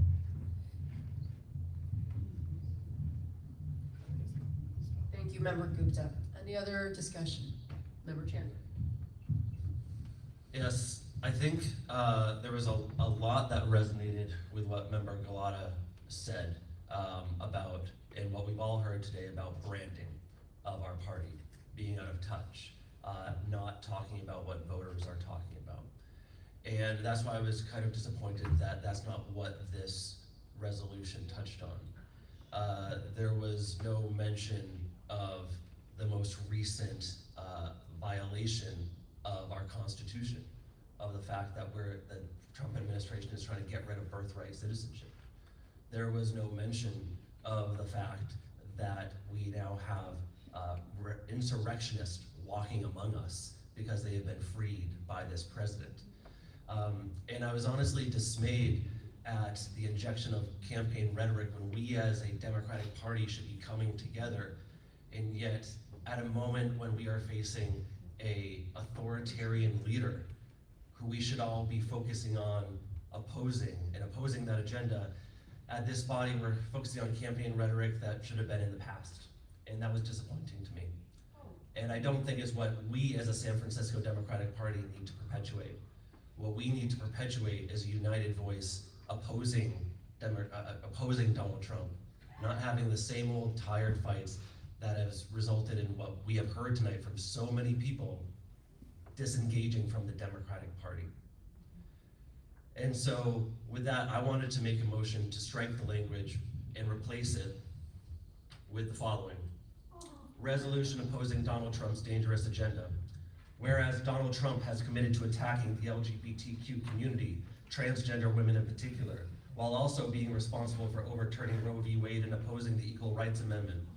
And whereas Donald Trump has committed his administration to the largest deportation effort in American history, targeting San Francisco's immigrant community and threatening our citizens' leaders, our city's leaders, for enforcing our sanctuary city status. And whereas Donald Trump has committed to giving billionaire tax breaks at the expense of the working class, which would explode our debt and further exacerbate economic equality, particularly in San Francisco.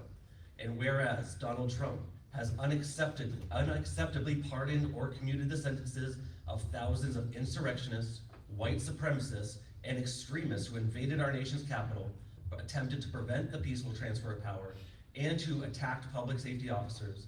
And whereas Donald Trump has specifically targeted San Francisco because of our leadership in standing up for the most vulnerable in our society.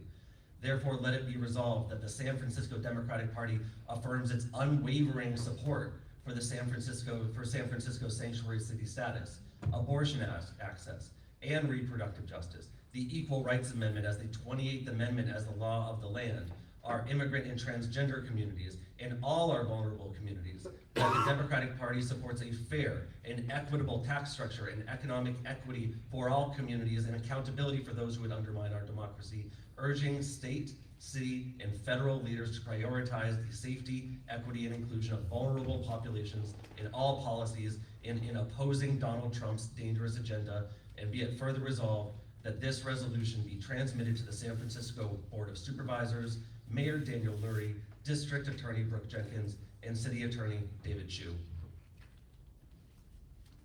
Is there a second?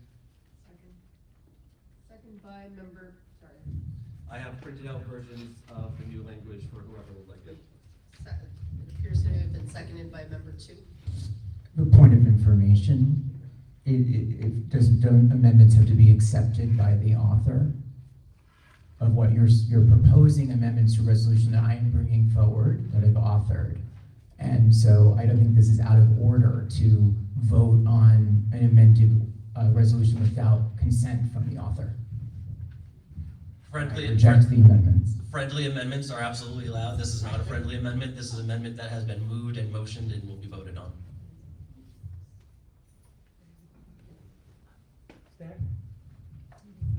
Member Avalos. I think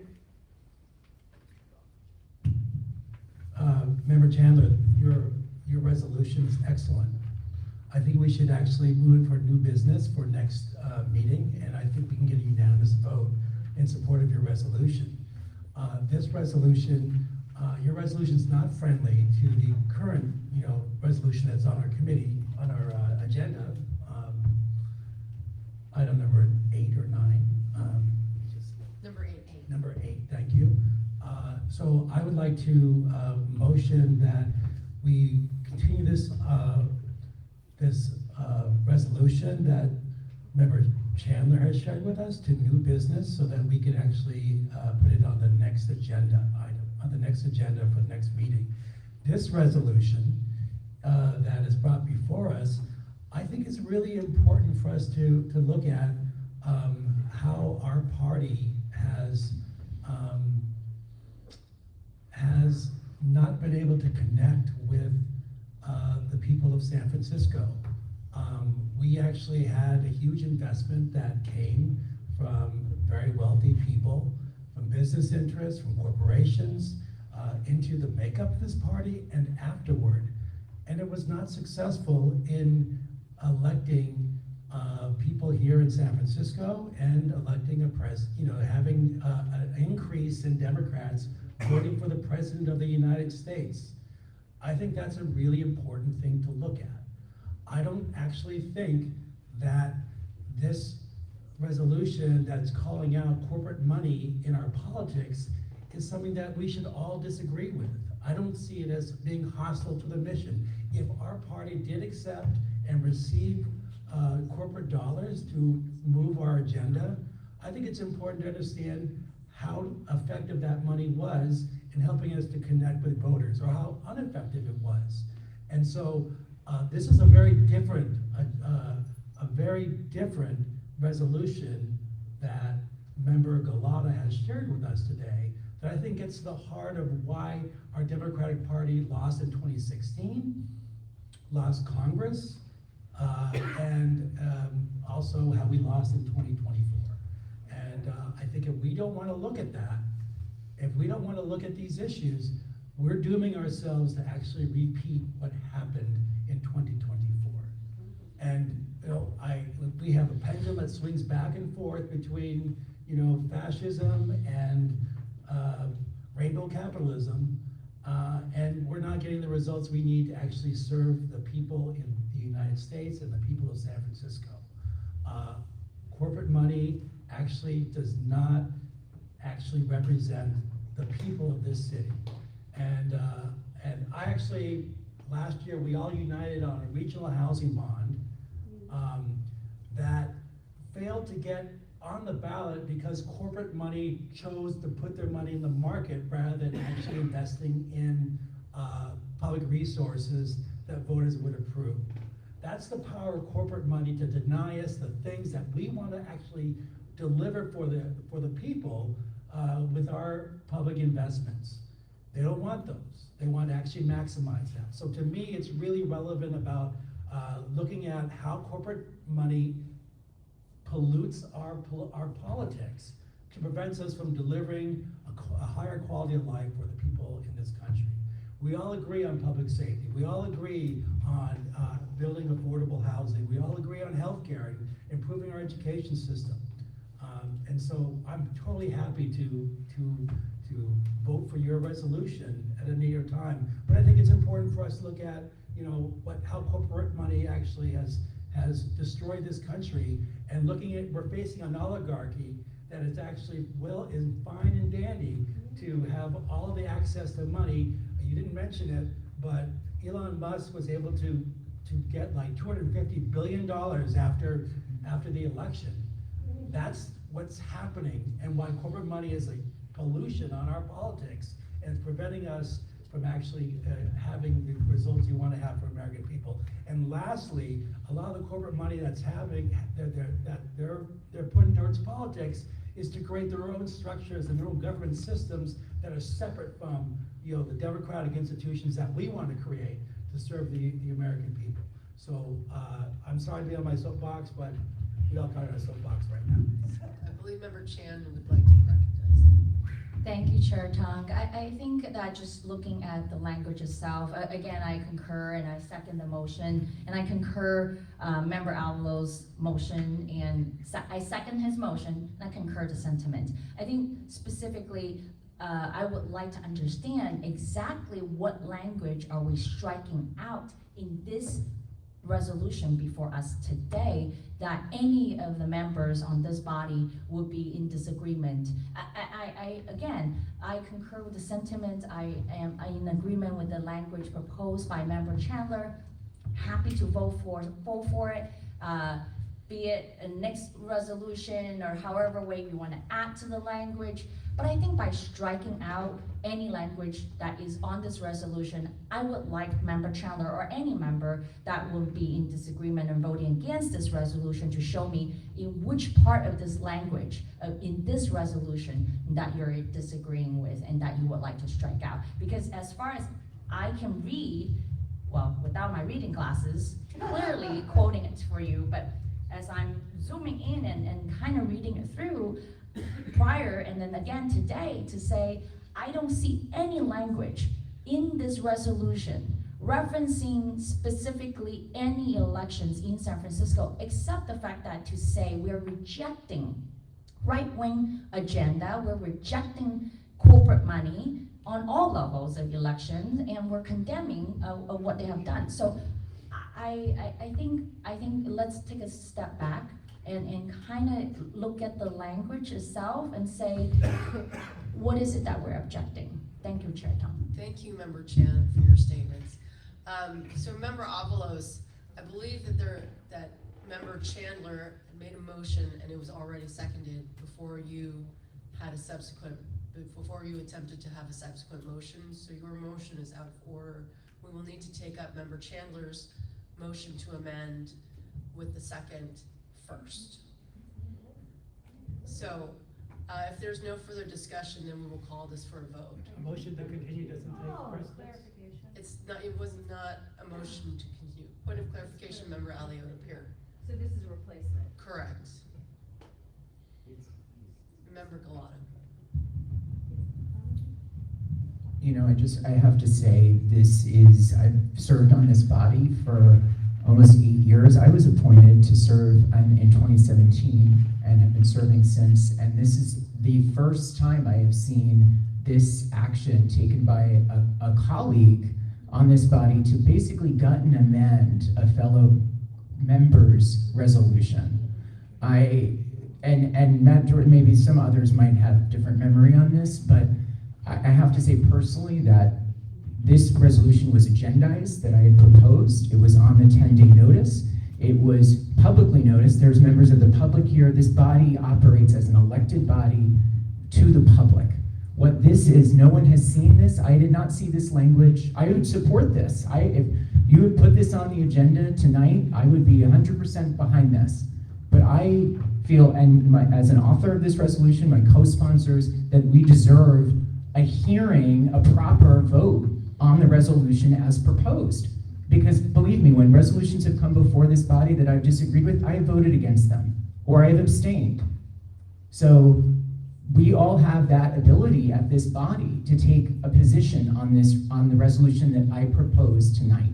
And I think it deserves a vote, a full vote by this body. And if you disagree with the resolution, then you can vote against it. But I do think it is important. I think it is unfair. It really is disappointing to me as a member, an elected member of this body, to not have a resolution that I am bringing forward in a democratic process that was duly agendized, to not have voice and a moment for this body to respond and weigh in. I think that's a courtesy, and I would ask the chair, as the leader of this body, to allow the resolution that a member has brought forward to be heard and voted on tonight. We can take this separately. If there's a way to vote on this tonight as well, let's do it. I would support that. But I am really asking tonight for the resolution that was duly agendized, that members of the public expected and came tonight to hear a vote on, that there's a vote on. Because this is at the heart of democracy. This is the Democratic Party, and I think that we deserve, and Democrats and the public deserve, a vote on the resolution as proposed. And that is what I'm asking tonight. I'm asking colleagues to please allow for a vote on the resolution that I brought forward. Thank you for your comments, Member Galata. There has been a motion on the floor, an amendment which has been seconded. I think that if members would like to accede to your request, then they would reject the amendment. So, Member Dorsey. Sure. So I'm gonna oppose the motion, and I'm gonna support the Galata resolution, largely because of my prior time on the Democratic County Central Committee when I served on the executive board as a corresponding secretary. There is a 10-day notice, there's a 72-hour notice. There's ample time for us to work together when we're crafting resolutions. I do think there is, we go out of our way above and beyond the requirements of the Brown Act and Sunshine Ordinance to notice things. So to have something at the last minute, I think isn't, it doesn't feel small d democratic to me. But I also think that there are times that there are resolutions where I may not be 100% on board, may not like it, but that's part of the course. But I do think that Member Galata's resolution is worth supporting. I intend to support it, and I would support this separately. Thank you, Member Dorsey. Member Alioto. Thank you, Chair Tom. I am in agreement with Supervisor Dorsey and former Supervisor Avalos. I actually think that what Mr. Galata is talking about is an important thing for us to discuss. This is big money in politics is not a small thing, and what we're seeing with the Trump administration is a complete and utter outrage. And so I do think that it is of value. That being said, I also very much support Mr. Chandler's resolution. And I would be voting for it on its own. But right now, I will be supporting Mr. Galata.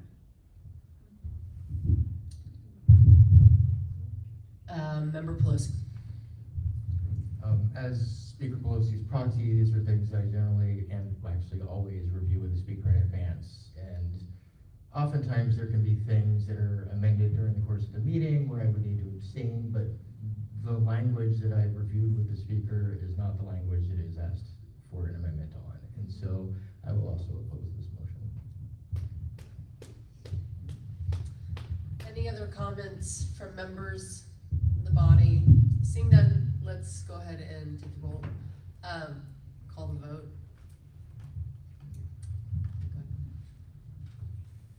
Member Akbar, This is on the amendment. On the motion to amend. On the motion to amend. Yes. Yes. Member Akbar, yes. Member Alioto Pier. No. Alioto Pier, no. Member Avalos. No. Member Barnes. Okay, wait, I'm just clarifying. And the motion to amend what? Motion to amend the resolution to create a member suggested resolution. No. Member Calamucci. No. Member Chan. No. Member Trevor is yes. Member Chen. Proxy. Yes.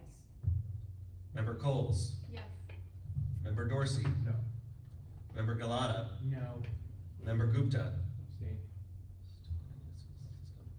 Member Hare. No. Member Ho. Yes. Member Kim. No. Member Kingsbury. Pass. Pass. Member Lai. Abstain. Member Mahmood. No. Member Marr. No. Member Nguyen. No. Member Philhauer by proxy. Yes. Member Sangerardi. No. Member Tu. Yes. Member Tung. Yes. Member Pelosi. No. Subcio. Is Member Mullen proxy present? No. Goodlock is proxies? No. Member ex officio Ma. Abstain. Ex officio Cohen. Wiener's not here. Ex officio Haney. Ex officio Stephanie. Member Kingsbury. No. The motion does not pass.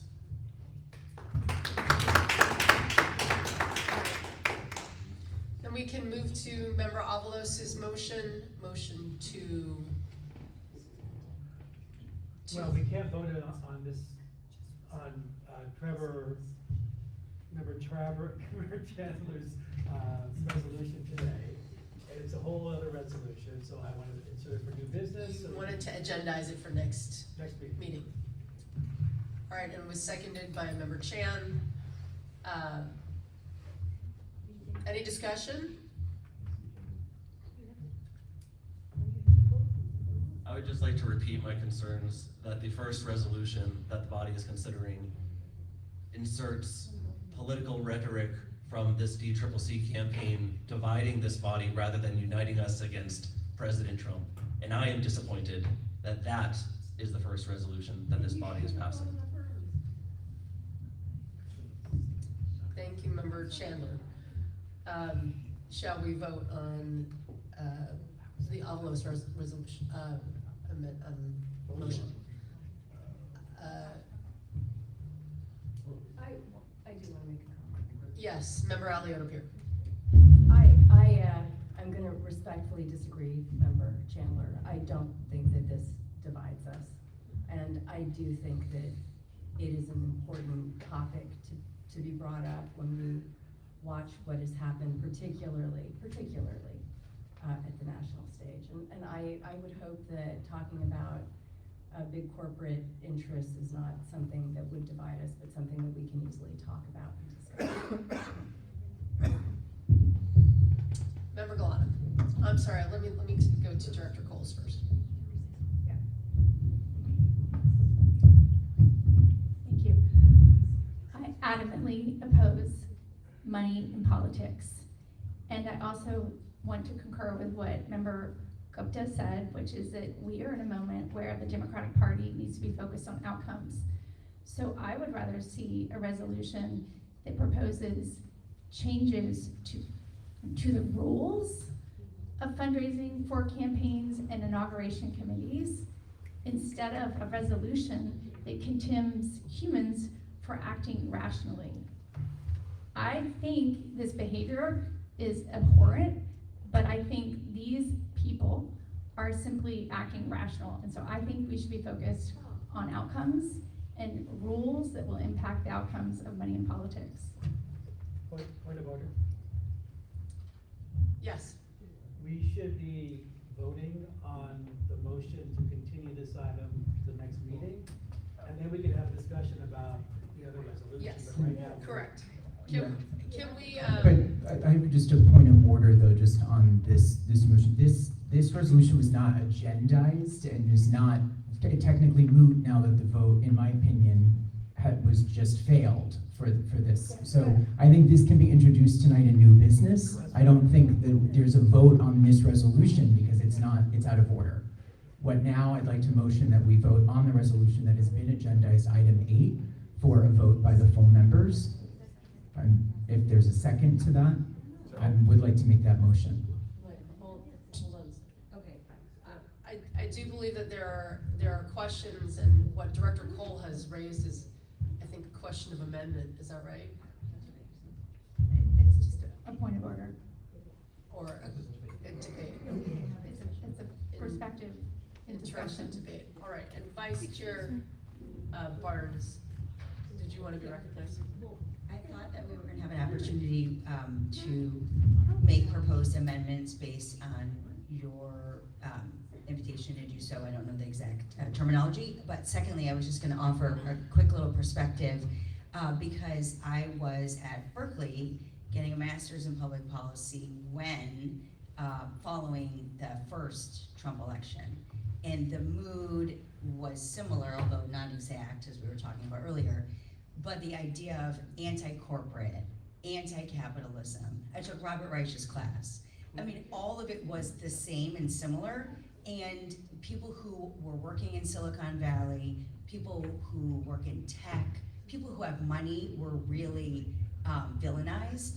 And I remember just being like mortified. I was taking an Uber going across the bridge, you know, over there. So I guess this is just a general sentiment thing and a personal anecdote that while I support a lot of what you wrote in your resolution, it's more anti-corporate, anti-tech than I think maybe it doesn't feel like there's any breathability at all in that topic. And so I think that there are still good actors in that world, like my husband, for instance.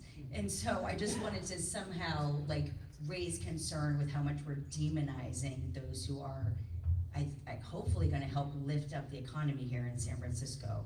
So that's all. Again, point of order, my motion originally stated was that this item be put to new business so we can forward it to the next agenda of our next meeting. And that's really what we should be voting on, and then we can vote on the underlying resolution. Putting on my parliamentary hat, your motion was made after an active motion was there, so it was dead, so you'd have to make it again. I just made it again. Second. Forward to new business. Okay, so, so I do believe that the second motion that of Member Avalos to, put, Member Chandler's amendments, resolution to new business is actually now the active motion. If there is no discussion, can we vote by acclamation to move Member Chandler's motion or resolution to new business? Without objection, all those in favor? Aye. Any opposed? Any abstentions? All right, so we will take that up as new business in the next meeting. Now we are back to the original resolution. Since we did not have an opportunity for discussion, we do not have a full opportunity for discussion, I will open the floor for additional discussion on this topic.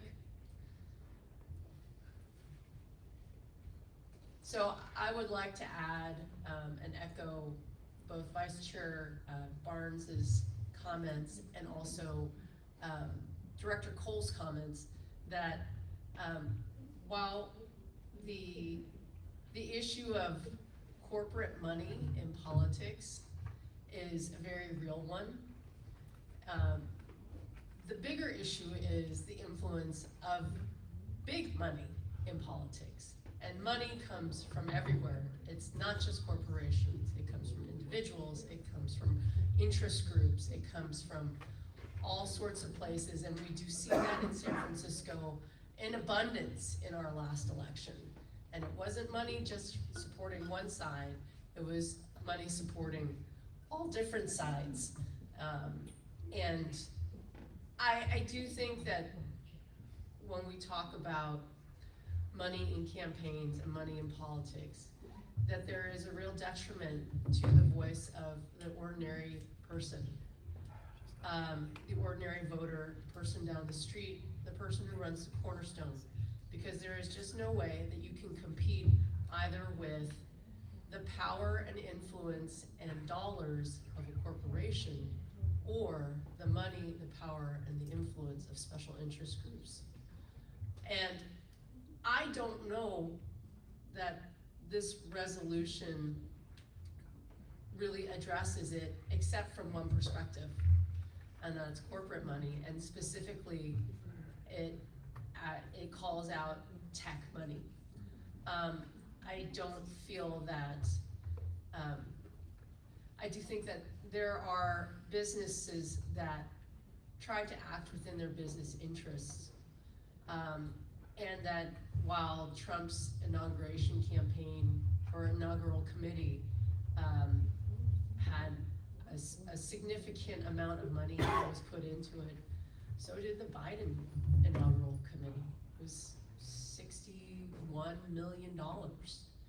$1 million from Pfizer, $1 million from a host of corporations and individuals. And so if we are really to condemn money in politics, I think to do so in a more sweeping manner is actually more consistent with our values, rather than just saying, oh, this is money on one side that is really, really bad. I think the money in politics in general is really, really bad. And it does not allow us to hear the voices of ordinary people, no matter if it's going to fund a Republican inaugural committee or a Democratic inaugural committee. I do think that there are corporations that are in San Francisco that are benefiting San Francisco who have been called out in this resolution. They benefit our economy greatly. They benefit the people who work here greatly.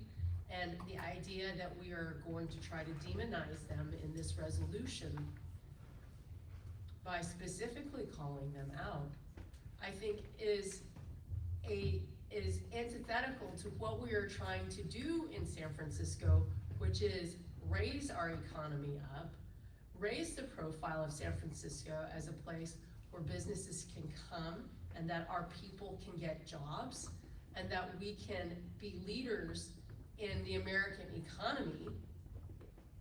And so while I appreciate the sentiment of this resolution, I have some real problems with the way that it has been drafted and the language in it. And so for that reason, I will not support it. So can I say something? Yes, And it's- Vice Chair Akbar, I would love to hear you say something. Members, a lot of this has nothing to do with what you wrote.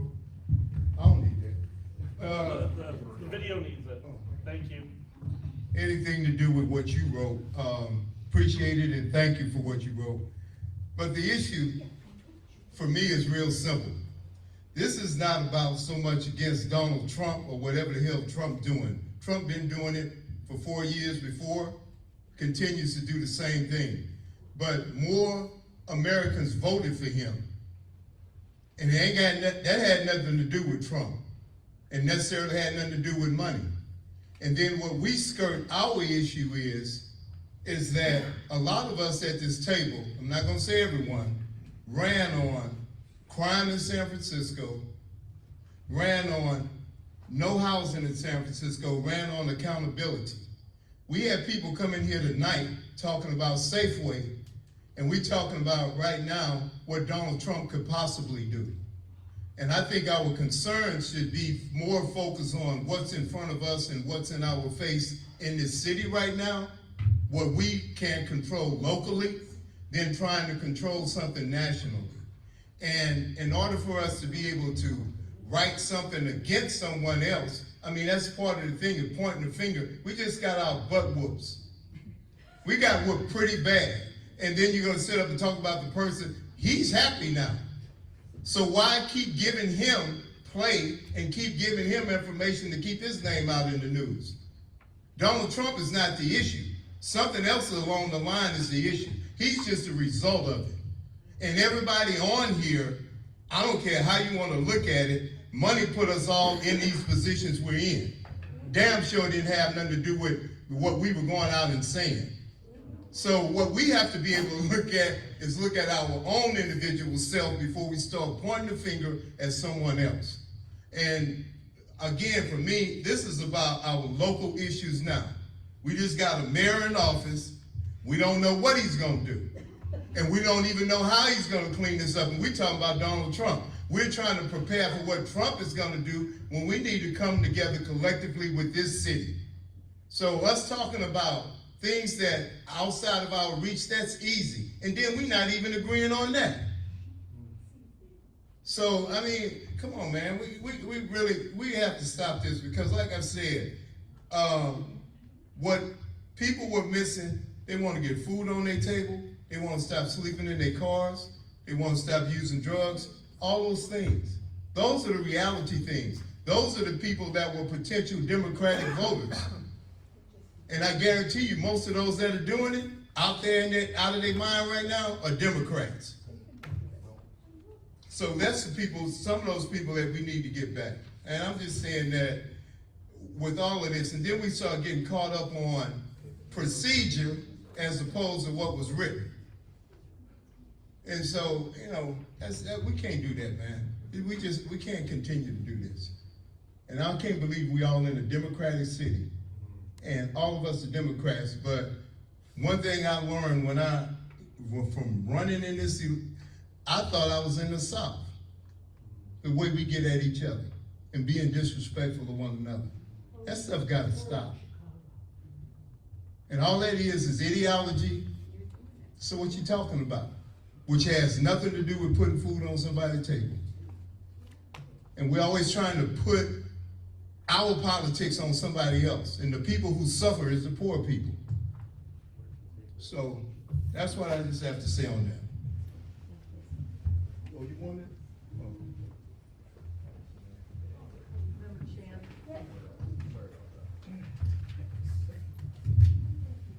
Go ahead.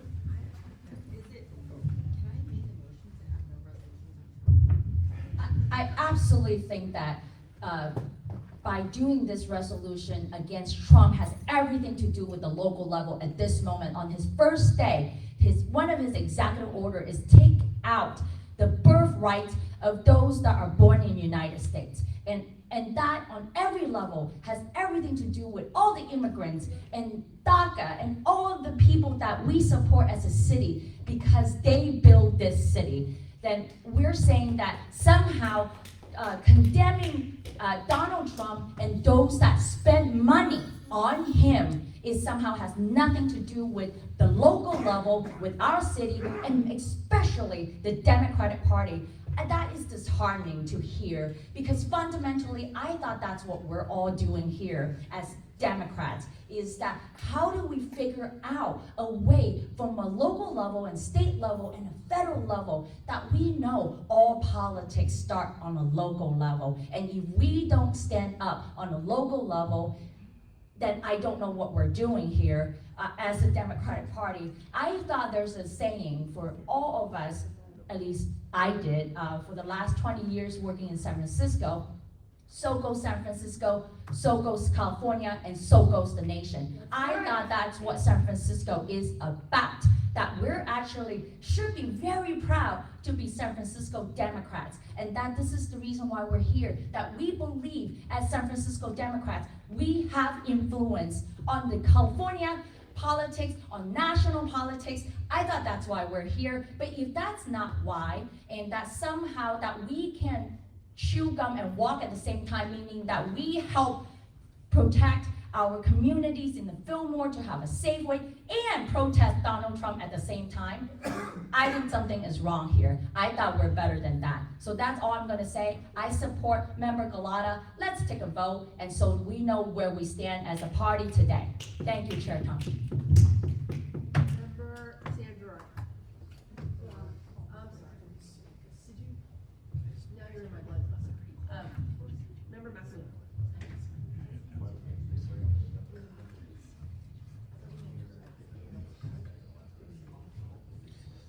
I mean, it seems like there's some consensus on the spirit of Member Gullotta's resolution. Are there specific amendments that we can make that the people who are in opposition to it that would get it closer to what everyone here is in agreement on?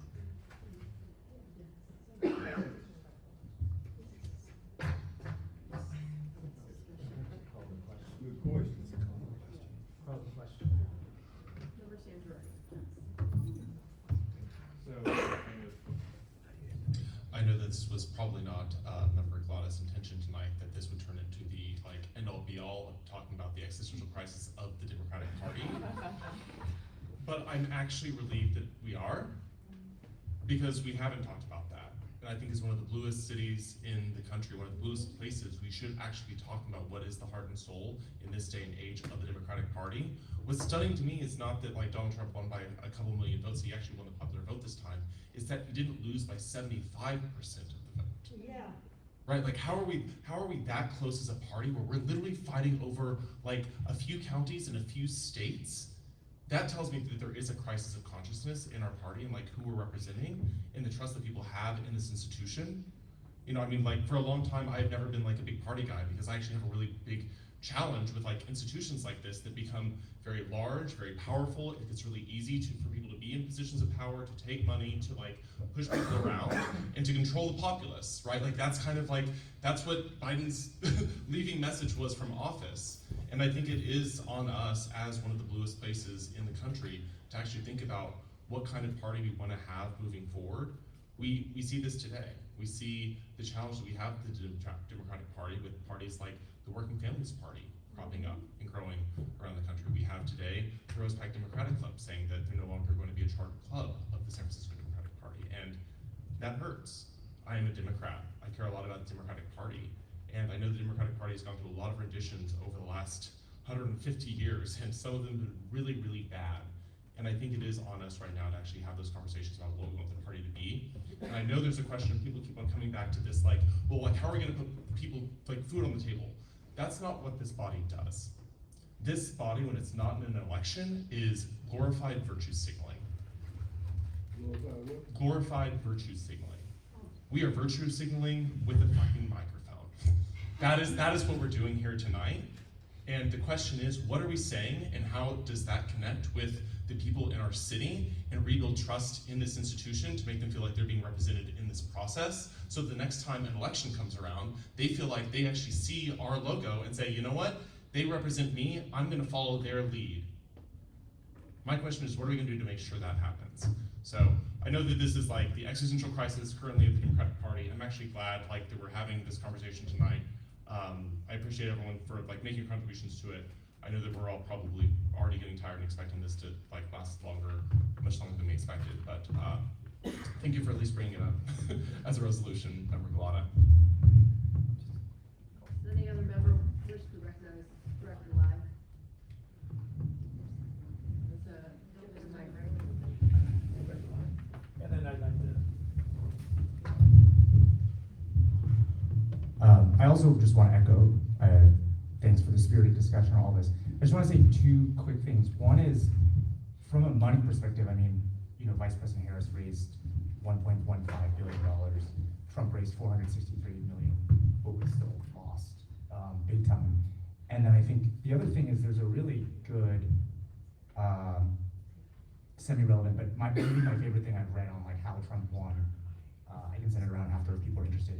The TLDR, the statistical analysis, is Democrats stayed home, right? He won the popular vote, but it wasn't as if he got more voters, potential voters, than last time. It's that Democrats stayed home. What I heard when I ran in November locally, knocking on 13,000 some doors, was just people feeling like the most basic things were being paid attention to. So I want to echo some of the earlier sentiments of just want to stay hyper-focused on local San Francisco things. Now, I will say, to Member Chan's point, if there is stuff that is directly relevant, I mean, the birthright citizenship stuff yesterday, unconscionable, to the extent that there's stuff national that directly affects local San Franciscans, I think we should talk about that absolutely as a body, but as it stands, I'm likely going to abstain or vote no for those reasons. Member Avalos again.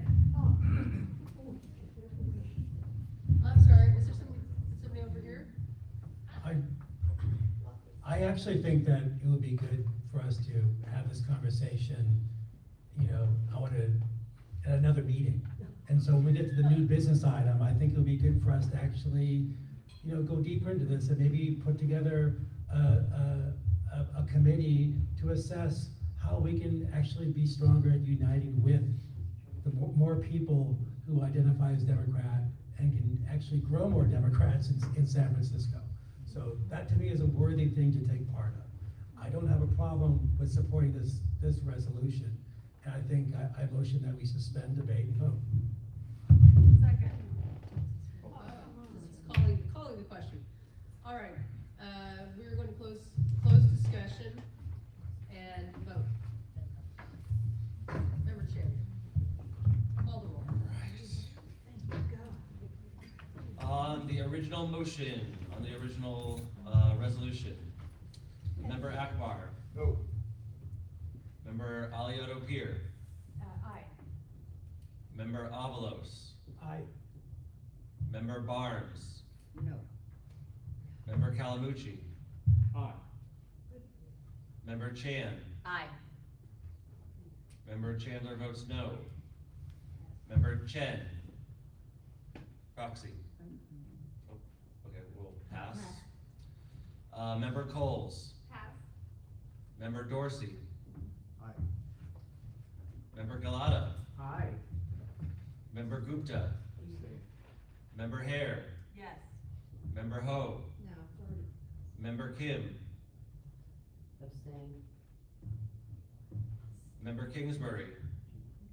Yes. Member Eli. Abstain. Member Mahmood. Yes. Member Mar. Proxy. Oh, sorry, yes. Member Wynn, proxy. Yes. Member Philhauer, proxy. Pass.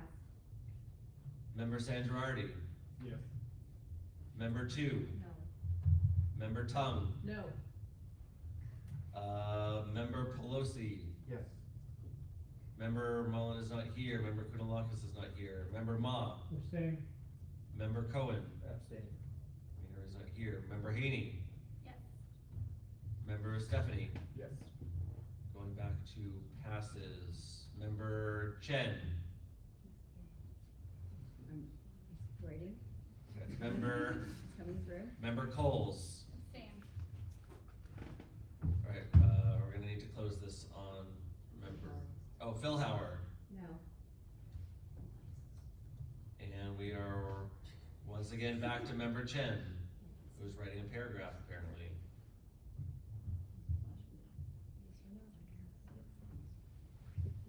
He's waiting. We've spent a lot of time here, we can wait a half a second.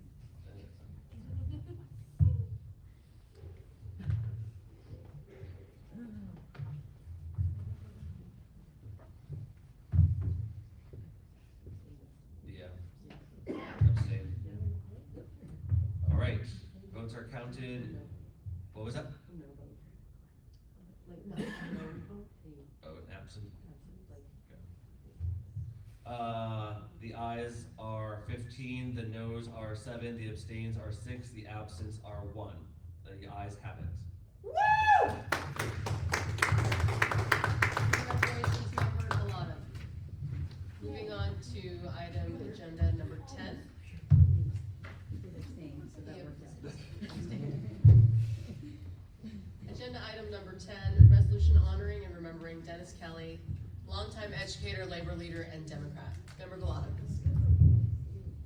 Thank you, colleagues, and thank you for the vote on the prior item. And I just want to say, I appreciate the spirit of debate here on this, and I do agree that we need to continue to have these conversations as Democrats. I think that's the only way we chart a path forward for our party to understand what we need to do and what we need to address. And I agree with, we need to get all corporate money out of politics. So whether it's on our side or on the other side, we've got a big money problem. We need publicly financed elections, but we'll talk about that. Let's bring that forward. I hope we can agree on more on that. And I also agree that let's talk about the local issues too. We can chew gum and walk at the same time. We need to stand tall. National issues affect us here. Everything affects us in San Francisco. Thank you, Member Galata. So- We are on agenda item number 10. Well, thank you. All right, I hope we can all agree on this next resolution, but I did want to take a moment to recognize the Kelly family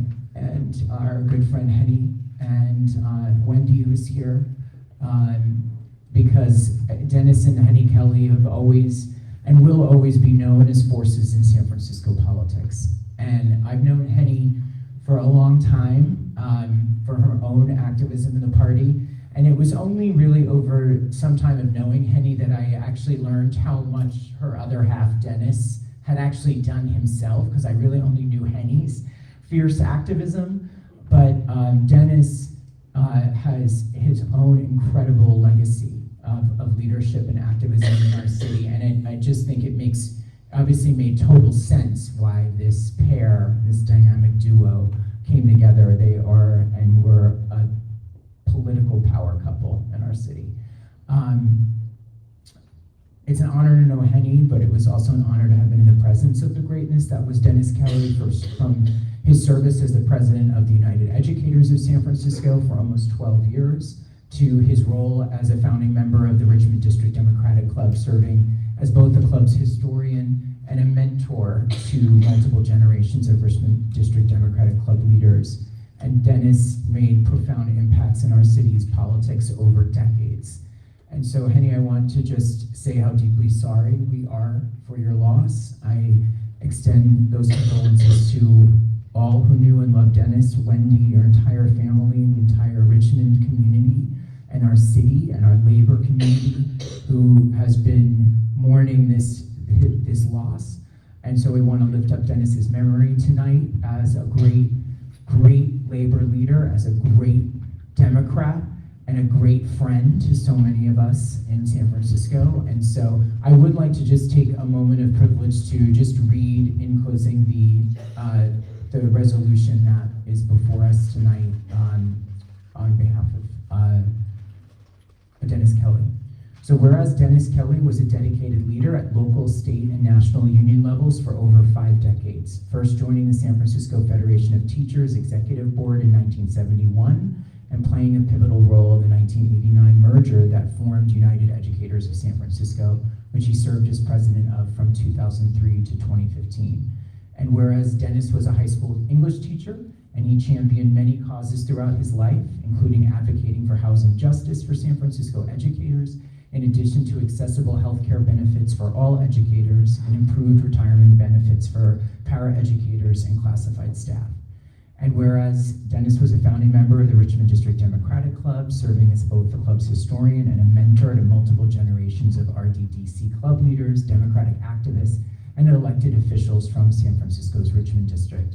And whereas Dennis was known for his warmth, wit, and strong leadership, and will be remembered for his unwavering dedication to the labor movement, fierce commitment to justice for educators and students, and his lasting impact on California's labor movement and beyond. And therefore, be it resolved that the San Francisco Democratic County Central Committee mourns the passing of labor giant Dennis Kelly and expresses our deepest condolences to his wife, Henny Kelly, his family, and all who knew and loved Dennis. And be it further resolved that the San Francisco Democratic County Central Committee adjourns the meeting of January 22nd, 2025, in memory of Dennis Kelly and his commitment to justice, the rights of educators and all workers, and the democratic ideals we hold so dear. With that, Mr. Kennedy.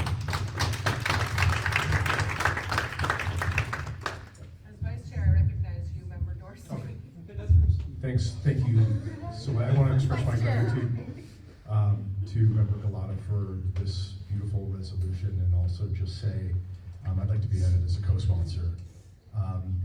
I have had a lot of affection for Dennis Kelly over the years, and I remember one of the first conversations I had with him when I was running for Democratic County Central Committee back in 2012.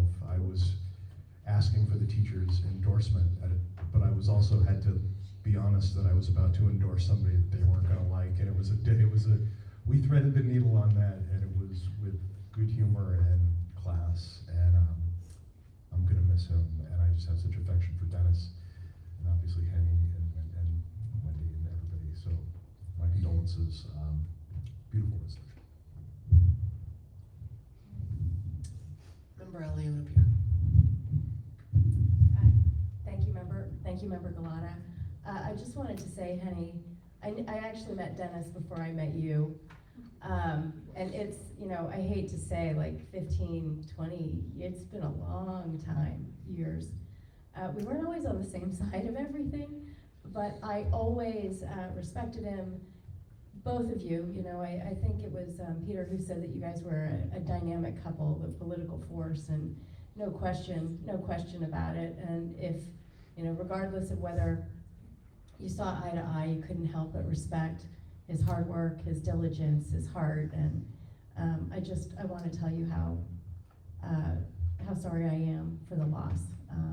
He will be missed by a lot of people, even people who you may not know miss him. So all my best. to you and your family.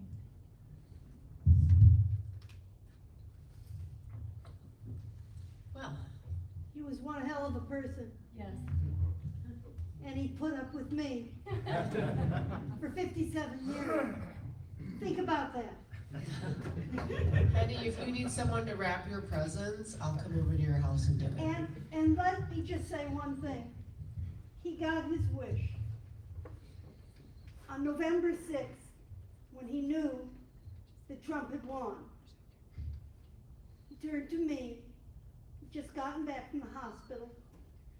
He turned to me and he said, I don't want to live 4 more years under Trump. A little after midnight on November 7th, he passed away.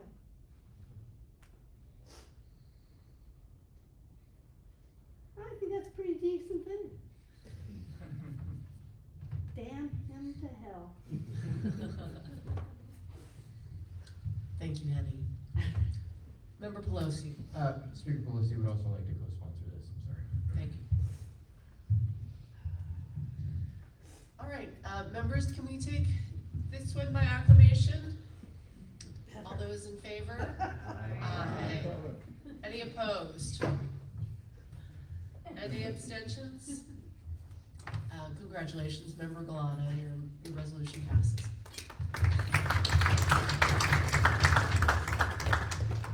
Moving on to agenda item number 11, which is new business.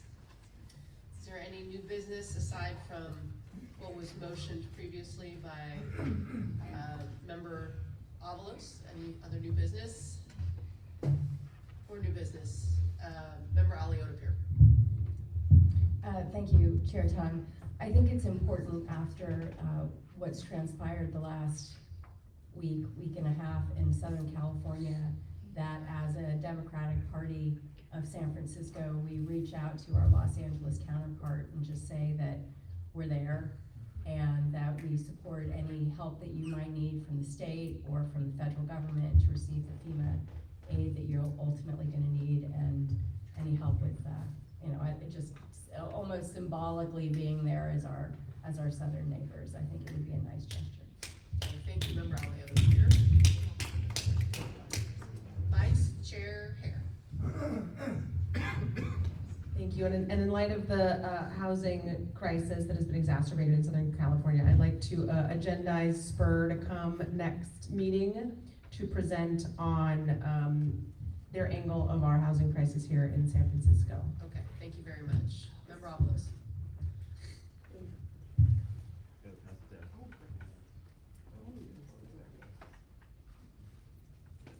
We will do some more fundraising for more microphones.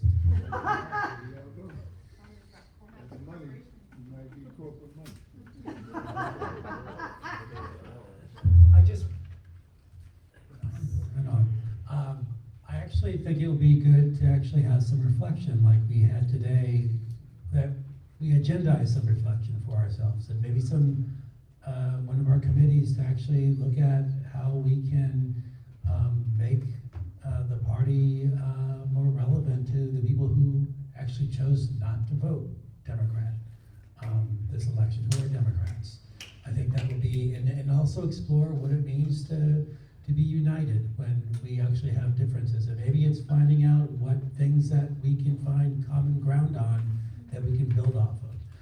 The resolution that Member Chandler shared that we will use at the next agenda, I think is an item that actually unites all of us. So, but there should be other ways that we actually think about rebuilding the party and how it can be relevant and what people need. And we explore from the point of view of that unity to understand, how we can not have the failures that we had before. In San Francisco, a lot of people get into office. They actually think they have a shot to be governor or speaker of the House or vice president or even president of the United States.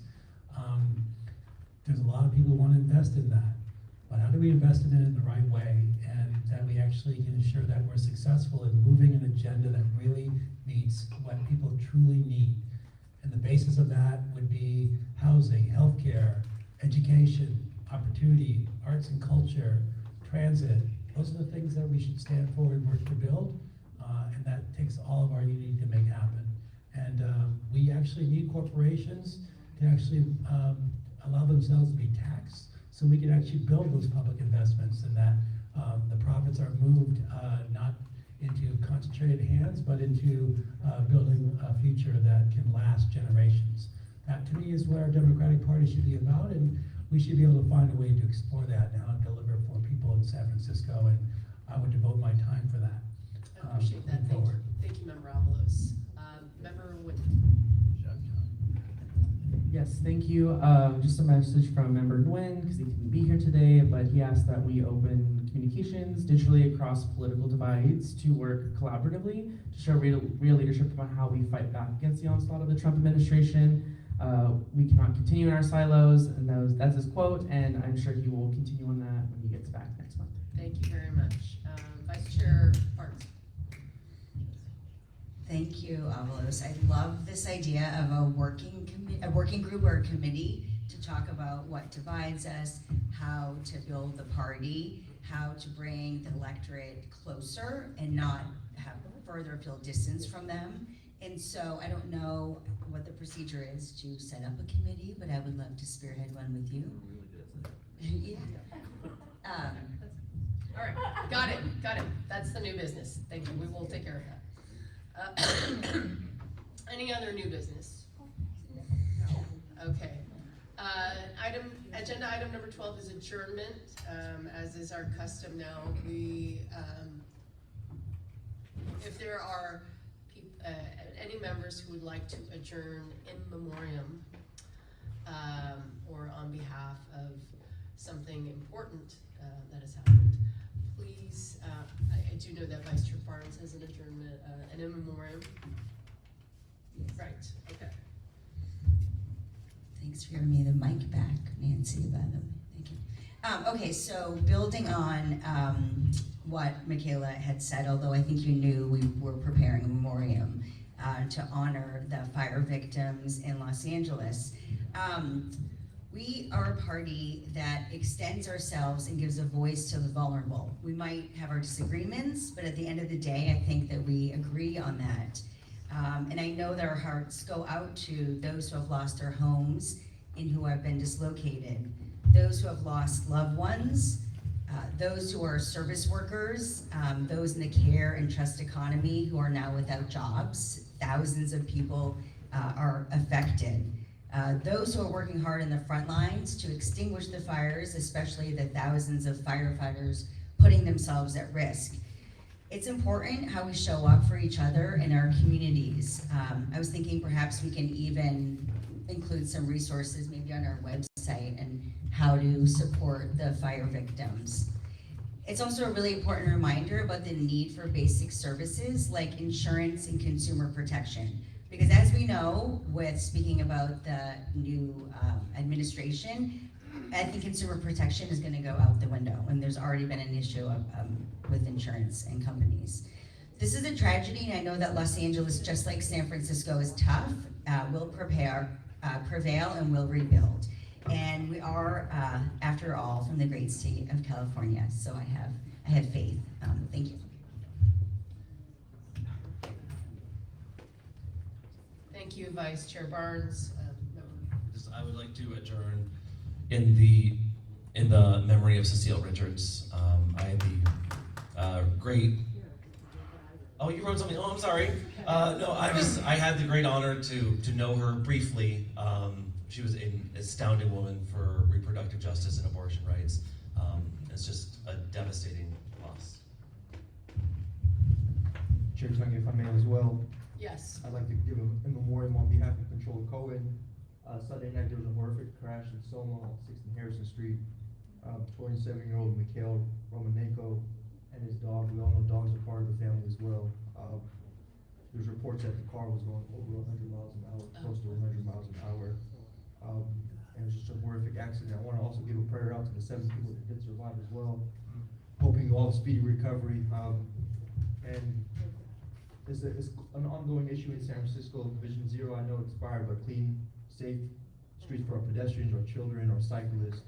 It should be the utmost priority. I know Supervisor Dorsey's been working on this tirelessly, but it's gonna take a citywide effort, a collective effort, to make sure that you can take your dog out, you can take your child out, and not be in fear of losing your life on these streets, city streets. So once again, an early memoriam to his family, the Romanenko family, and the 7 others that have survived in your long road to recovery. Thank you. Thank you, Member Cohen. Member Ochoa. I'm sorry, Member Nguyen. Hey. I also want to add an in memoriam of Alan Beltran. We heard from a few members of the public about him. Here's a statement from Member Nguyen. Alan represents the best of us. He was a committed and passionate volunteer last year, eventually becoming hired as an organizer with the Working Families Party and serving in the leadership of the SF Working Families Party Democratic Club. While I only knew Alan for a short time, his presence and influence will be felt throughout my lifetime. He was the older brother I never had. I will miss his tremendous bear hugs, his hype man quality, his unwavering commitment to working people, and his exuberance and joy for life. May we all be inspired by his passion for political organizing, and every time we sing karaoke, we will sing extra loud for Alan. And just for myself, I did get to know him very well this past year, and it was a very devastating loss last week. And so we're gonna continue fighting for him, organizing for him in community, and of course, we all know him as the karaoke king, and so we'll, again, continue to sing karaoke for Alan Beltran. Thank you. Very much, Member Nguyen.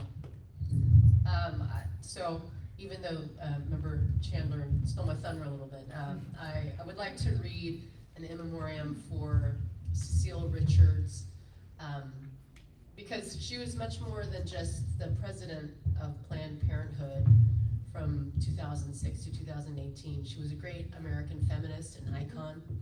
She was a labor organizer, voting rights champion, deputy chief of staff to Speaker Emeritus Pelosi, and all before taking the helm of arguably the most important women's health organization in the country. After leaving Planned Parenthood, she co-founded a PAC called Supermajority, which focused on empowering women and bringing issues like voting rights, gun reform, equal pay, and paid parental leave to the forefront of politics. She is a true champion of not just women, not just families, but all Americans, and we will miss her voice very much so. This meeting is adjourned. Thank you. Oh, I'm sorry. We have one more. Yes, one more. Sorry. 2 more. I'm sorry. I'm sorry. Member Kim. Thank you. I have to pile on for Alan Beltran. I got close to him for the last year and a half working with the Working Families Democratic Club, recently chartered by this body, and echoing some beautiful tributes tonight. He embodied our purpose. It's particularly meaningful to be here on behalf of Jane, who was a hero and a mentor to Alan, and she's also incredibly heartbroken right now. We really leaned on him more than I think we realized. I'll remember him for being an absolute beast on the Doors, karaoke king, and he was so passionate about the city and progressive policies. He stood on the business of working people and families for the sake of his daughters and their future and their ability to stay here and thrive. He really found his stride in the last year. He was doing what he loved, and I find a lot of peace in that fact. I feel so lucky to have known him. He inspired me and so many of us, and we will honor him by continuing his activism. Thank you. Member Galata. Thank you. I just want to align comments from Member Nguyen and Member Kim just in lifting up Alan Beltran's life. Just a warrior for justice, just one of the nicest, just one most beautiful, wonderful people in this work. And he just was just a bright light, and it's just a huge loss for our city, for the movement, and for democratic politics in San Francisco. I just send my heart out to his family, his kids, his wife, and everyone who's grieving this loss right now. Another Alan that I wanted to lift up tonight, this is Alan A-L-L-Y-N, but Alan A-L-L-E-N, Alan Baird. Just longtime Teamsters and LGBT ally. He was 92 when he passed.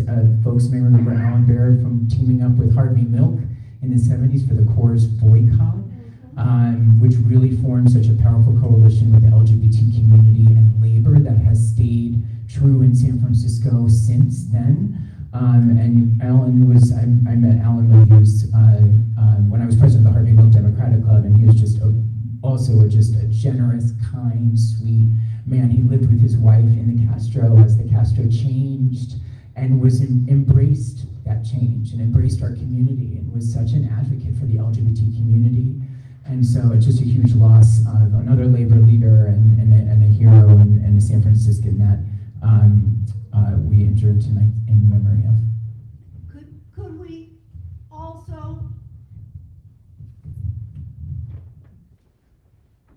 have a word for a president who died this? Yes, absolutely, absolutely. Would you like to do the honors, Regional Director Kelly? Yeah. My family lived in Georgia, and he was a wonderful person. I really believe he was a good man, a good president, and somebody who cared about people, who knew they needed homes and gave them homes. He was a wonderful man, and I think we should remember him for all the good that he did. I have gone and seen him after he was president, and he has never changed. He always cared about people, and I think that's something that our Democratic Party should do. Think about the people.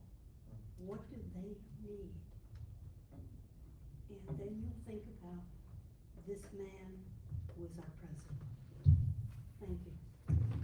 Yes, so we will also adjourn tonight in the memory of President Jimmy Carter.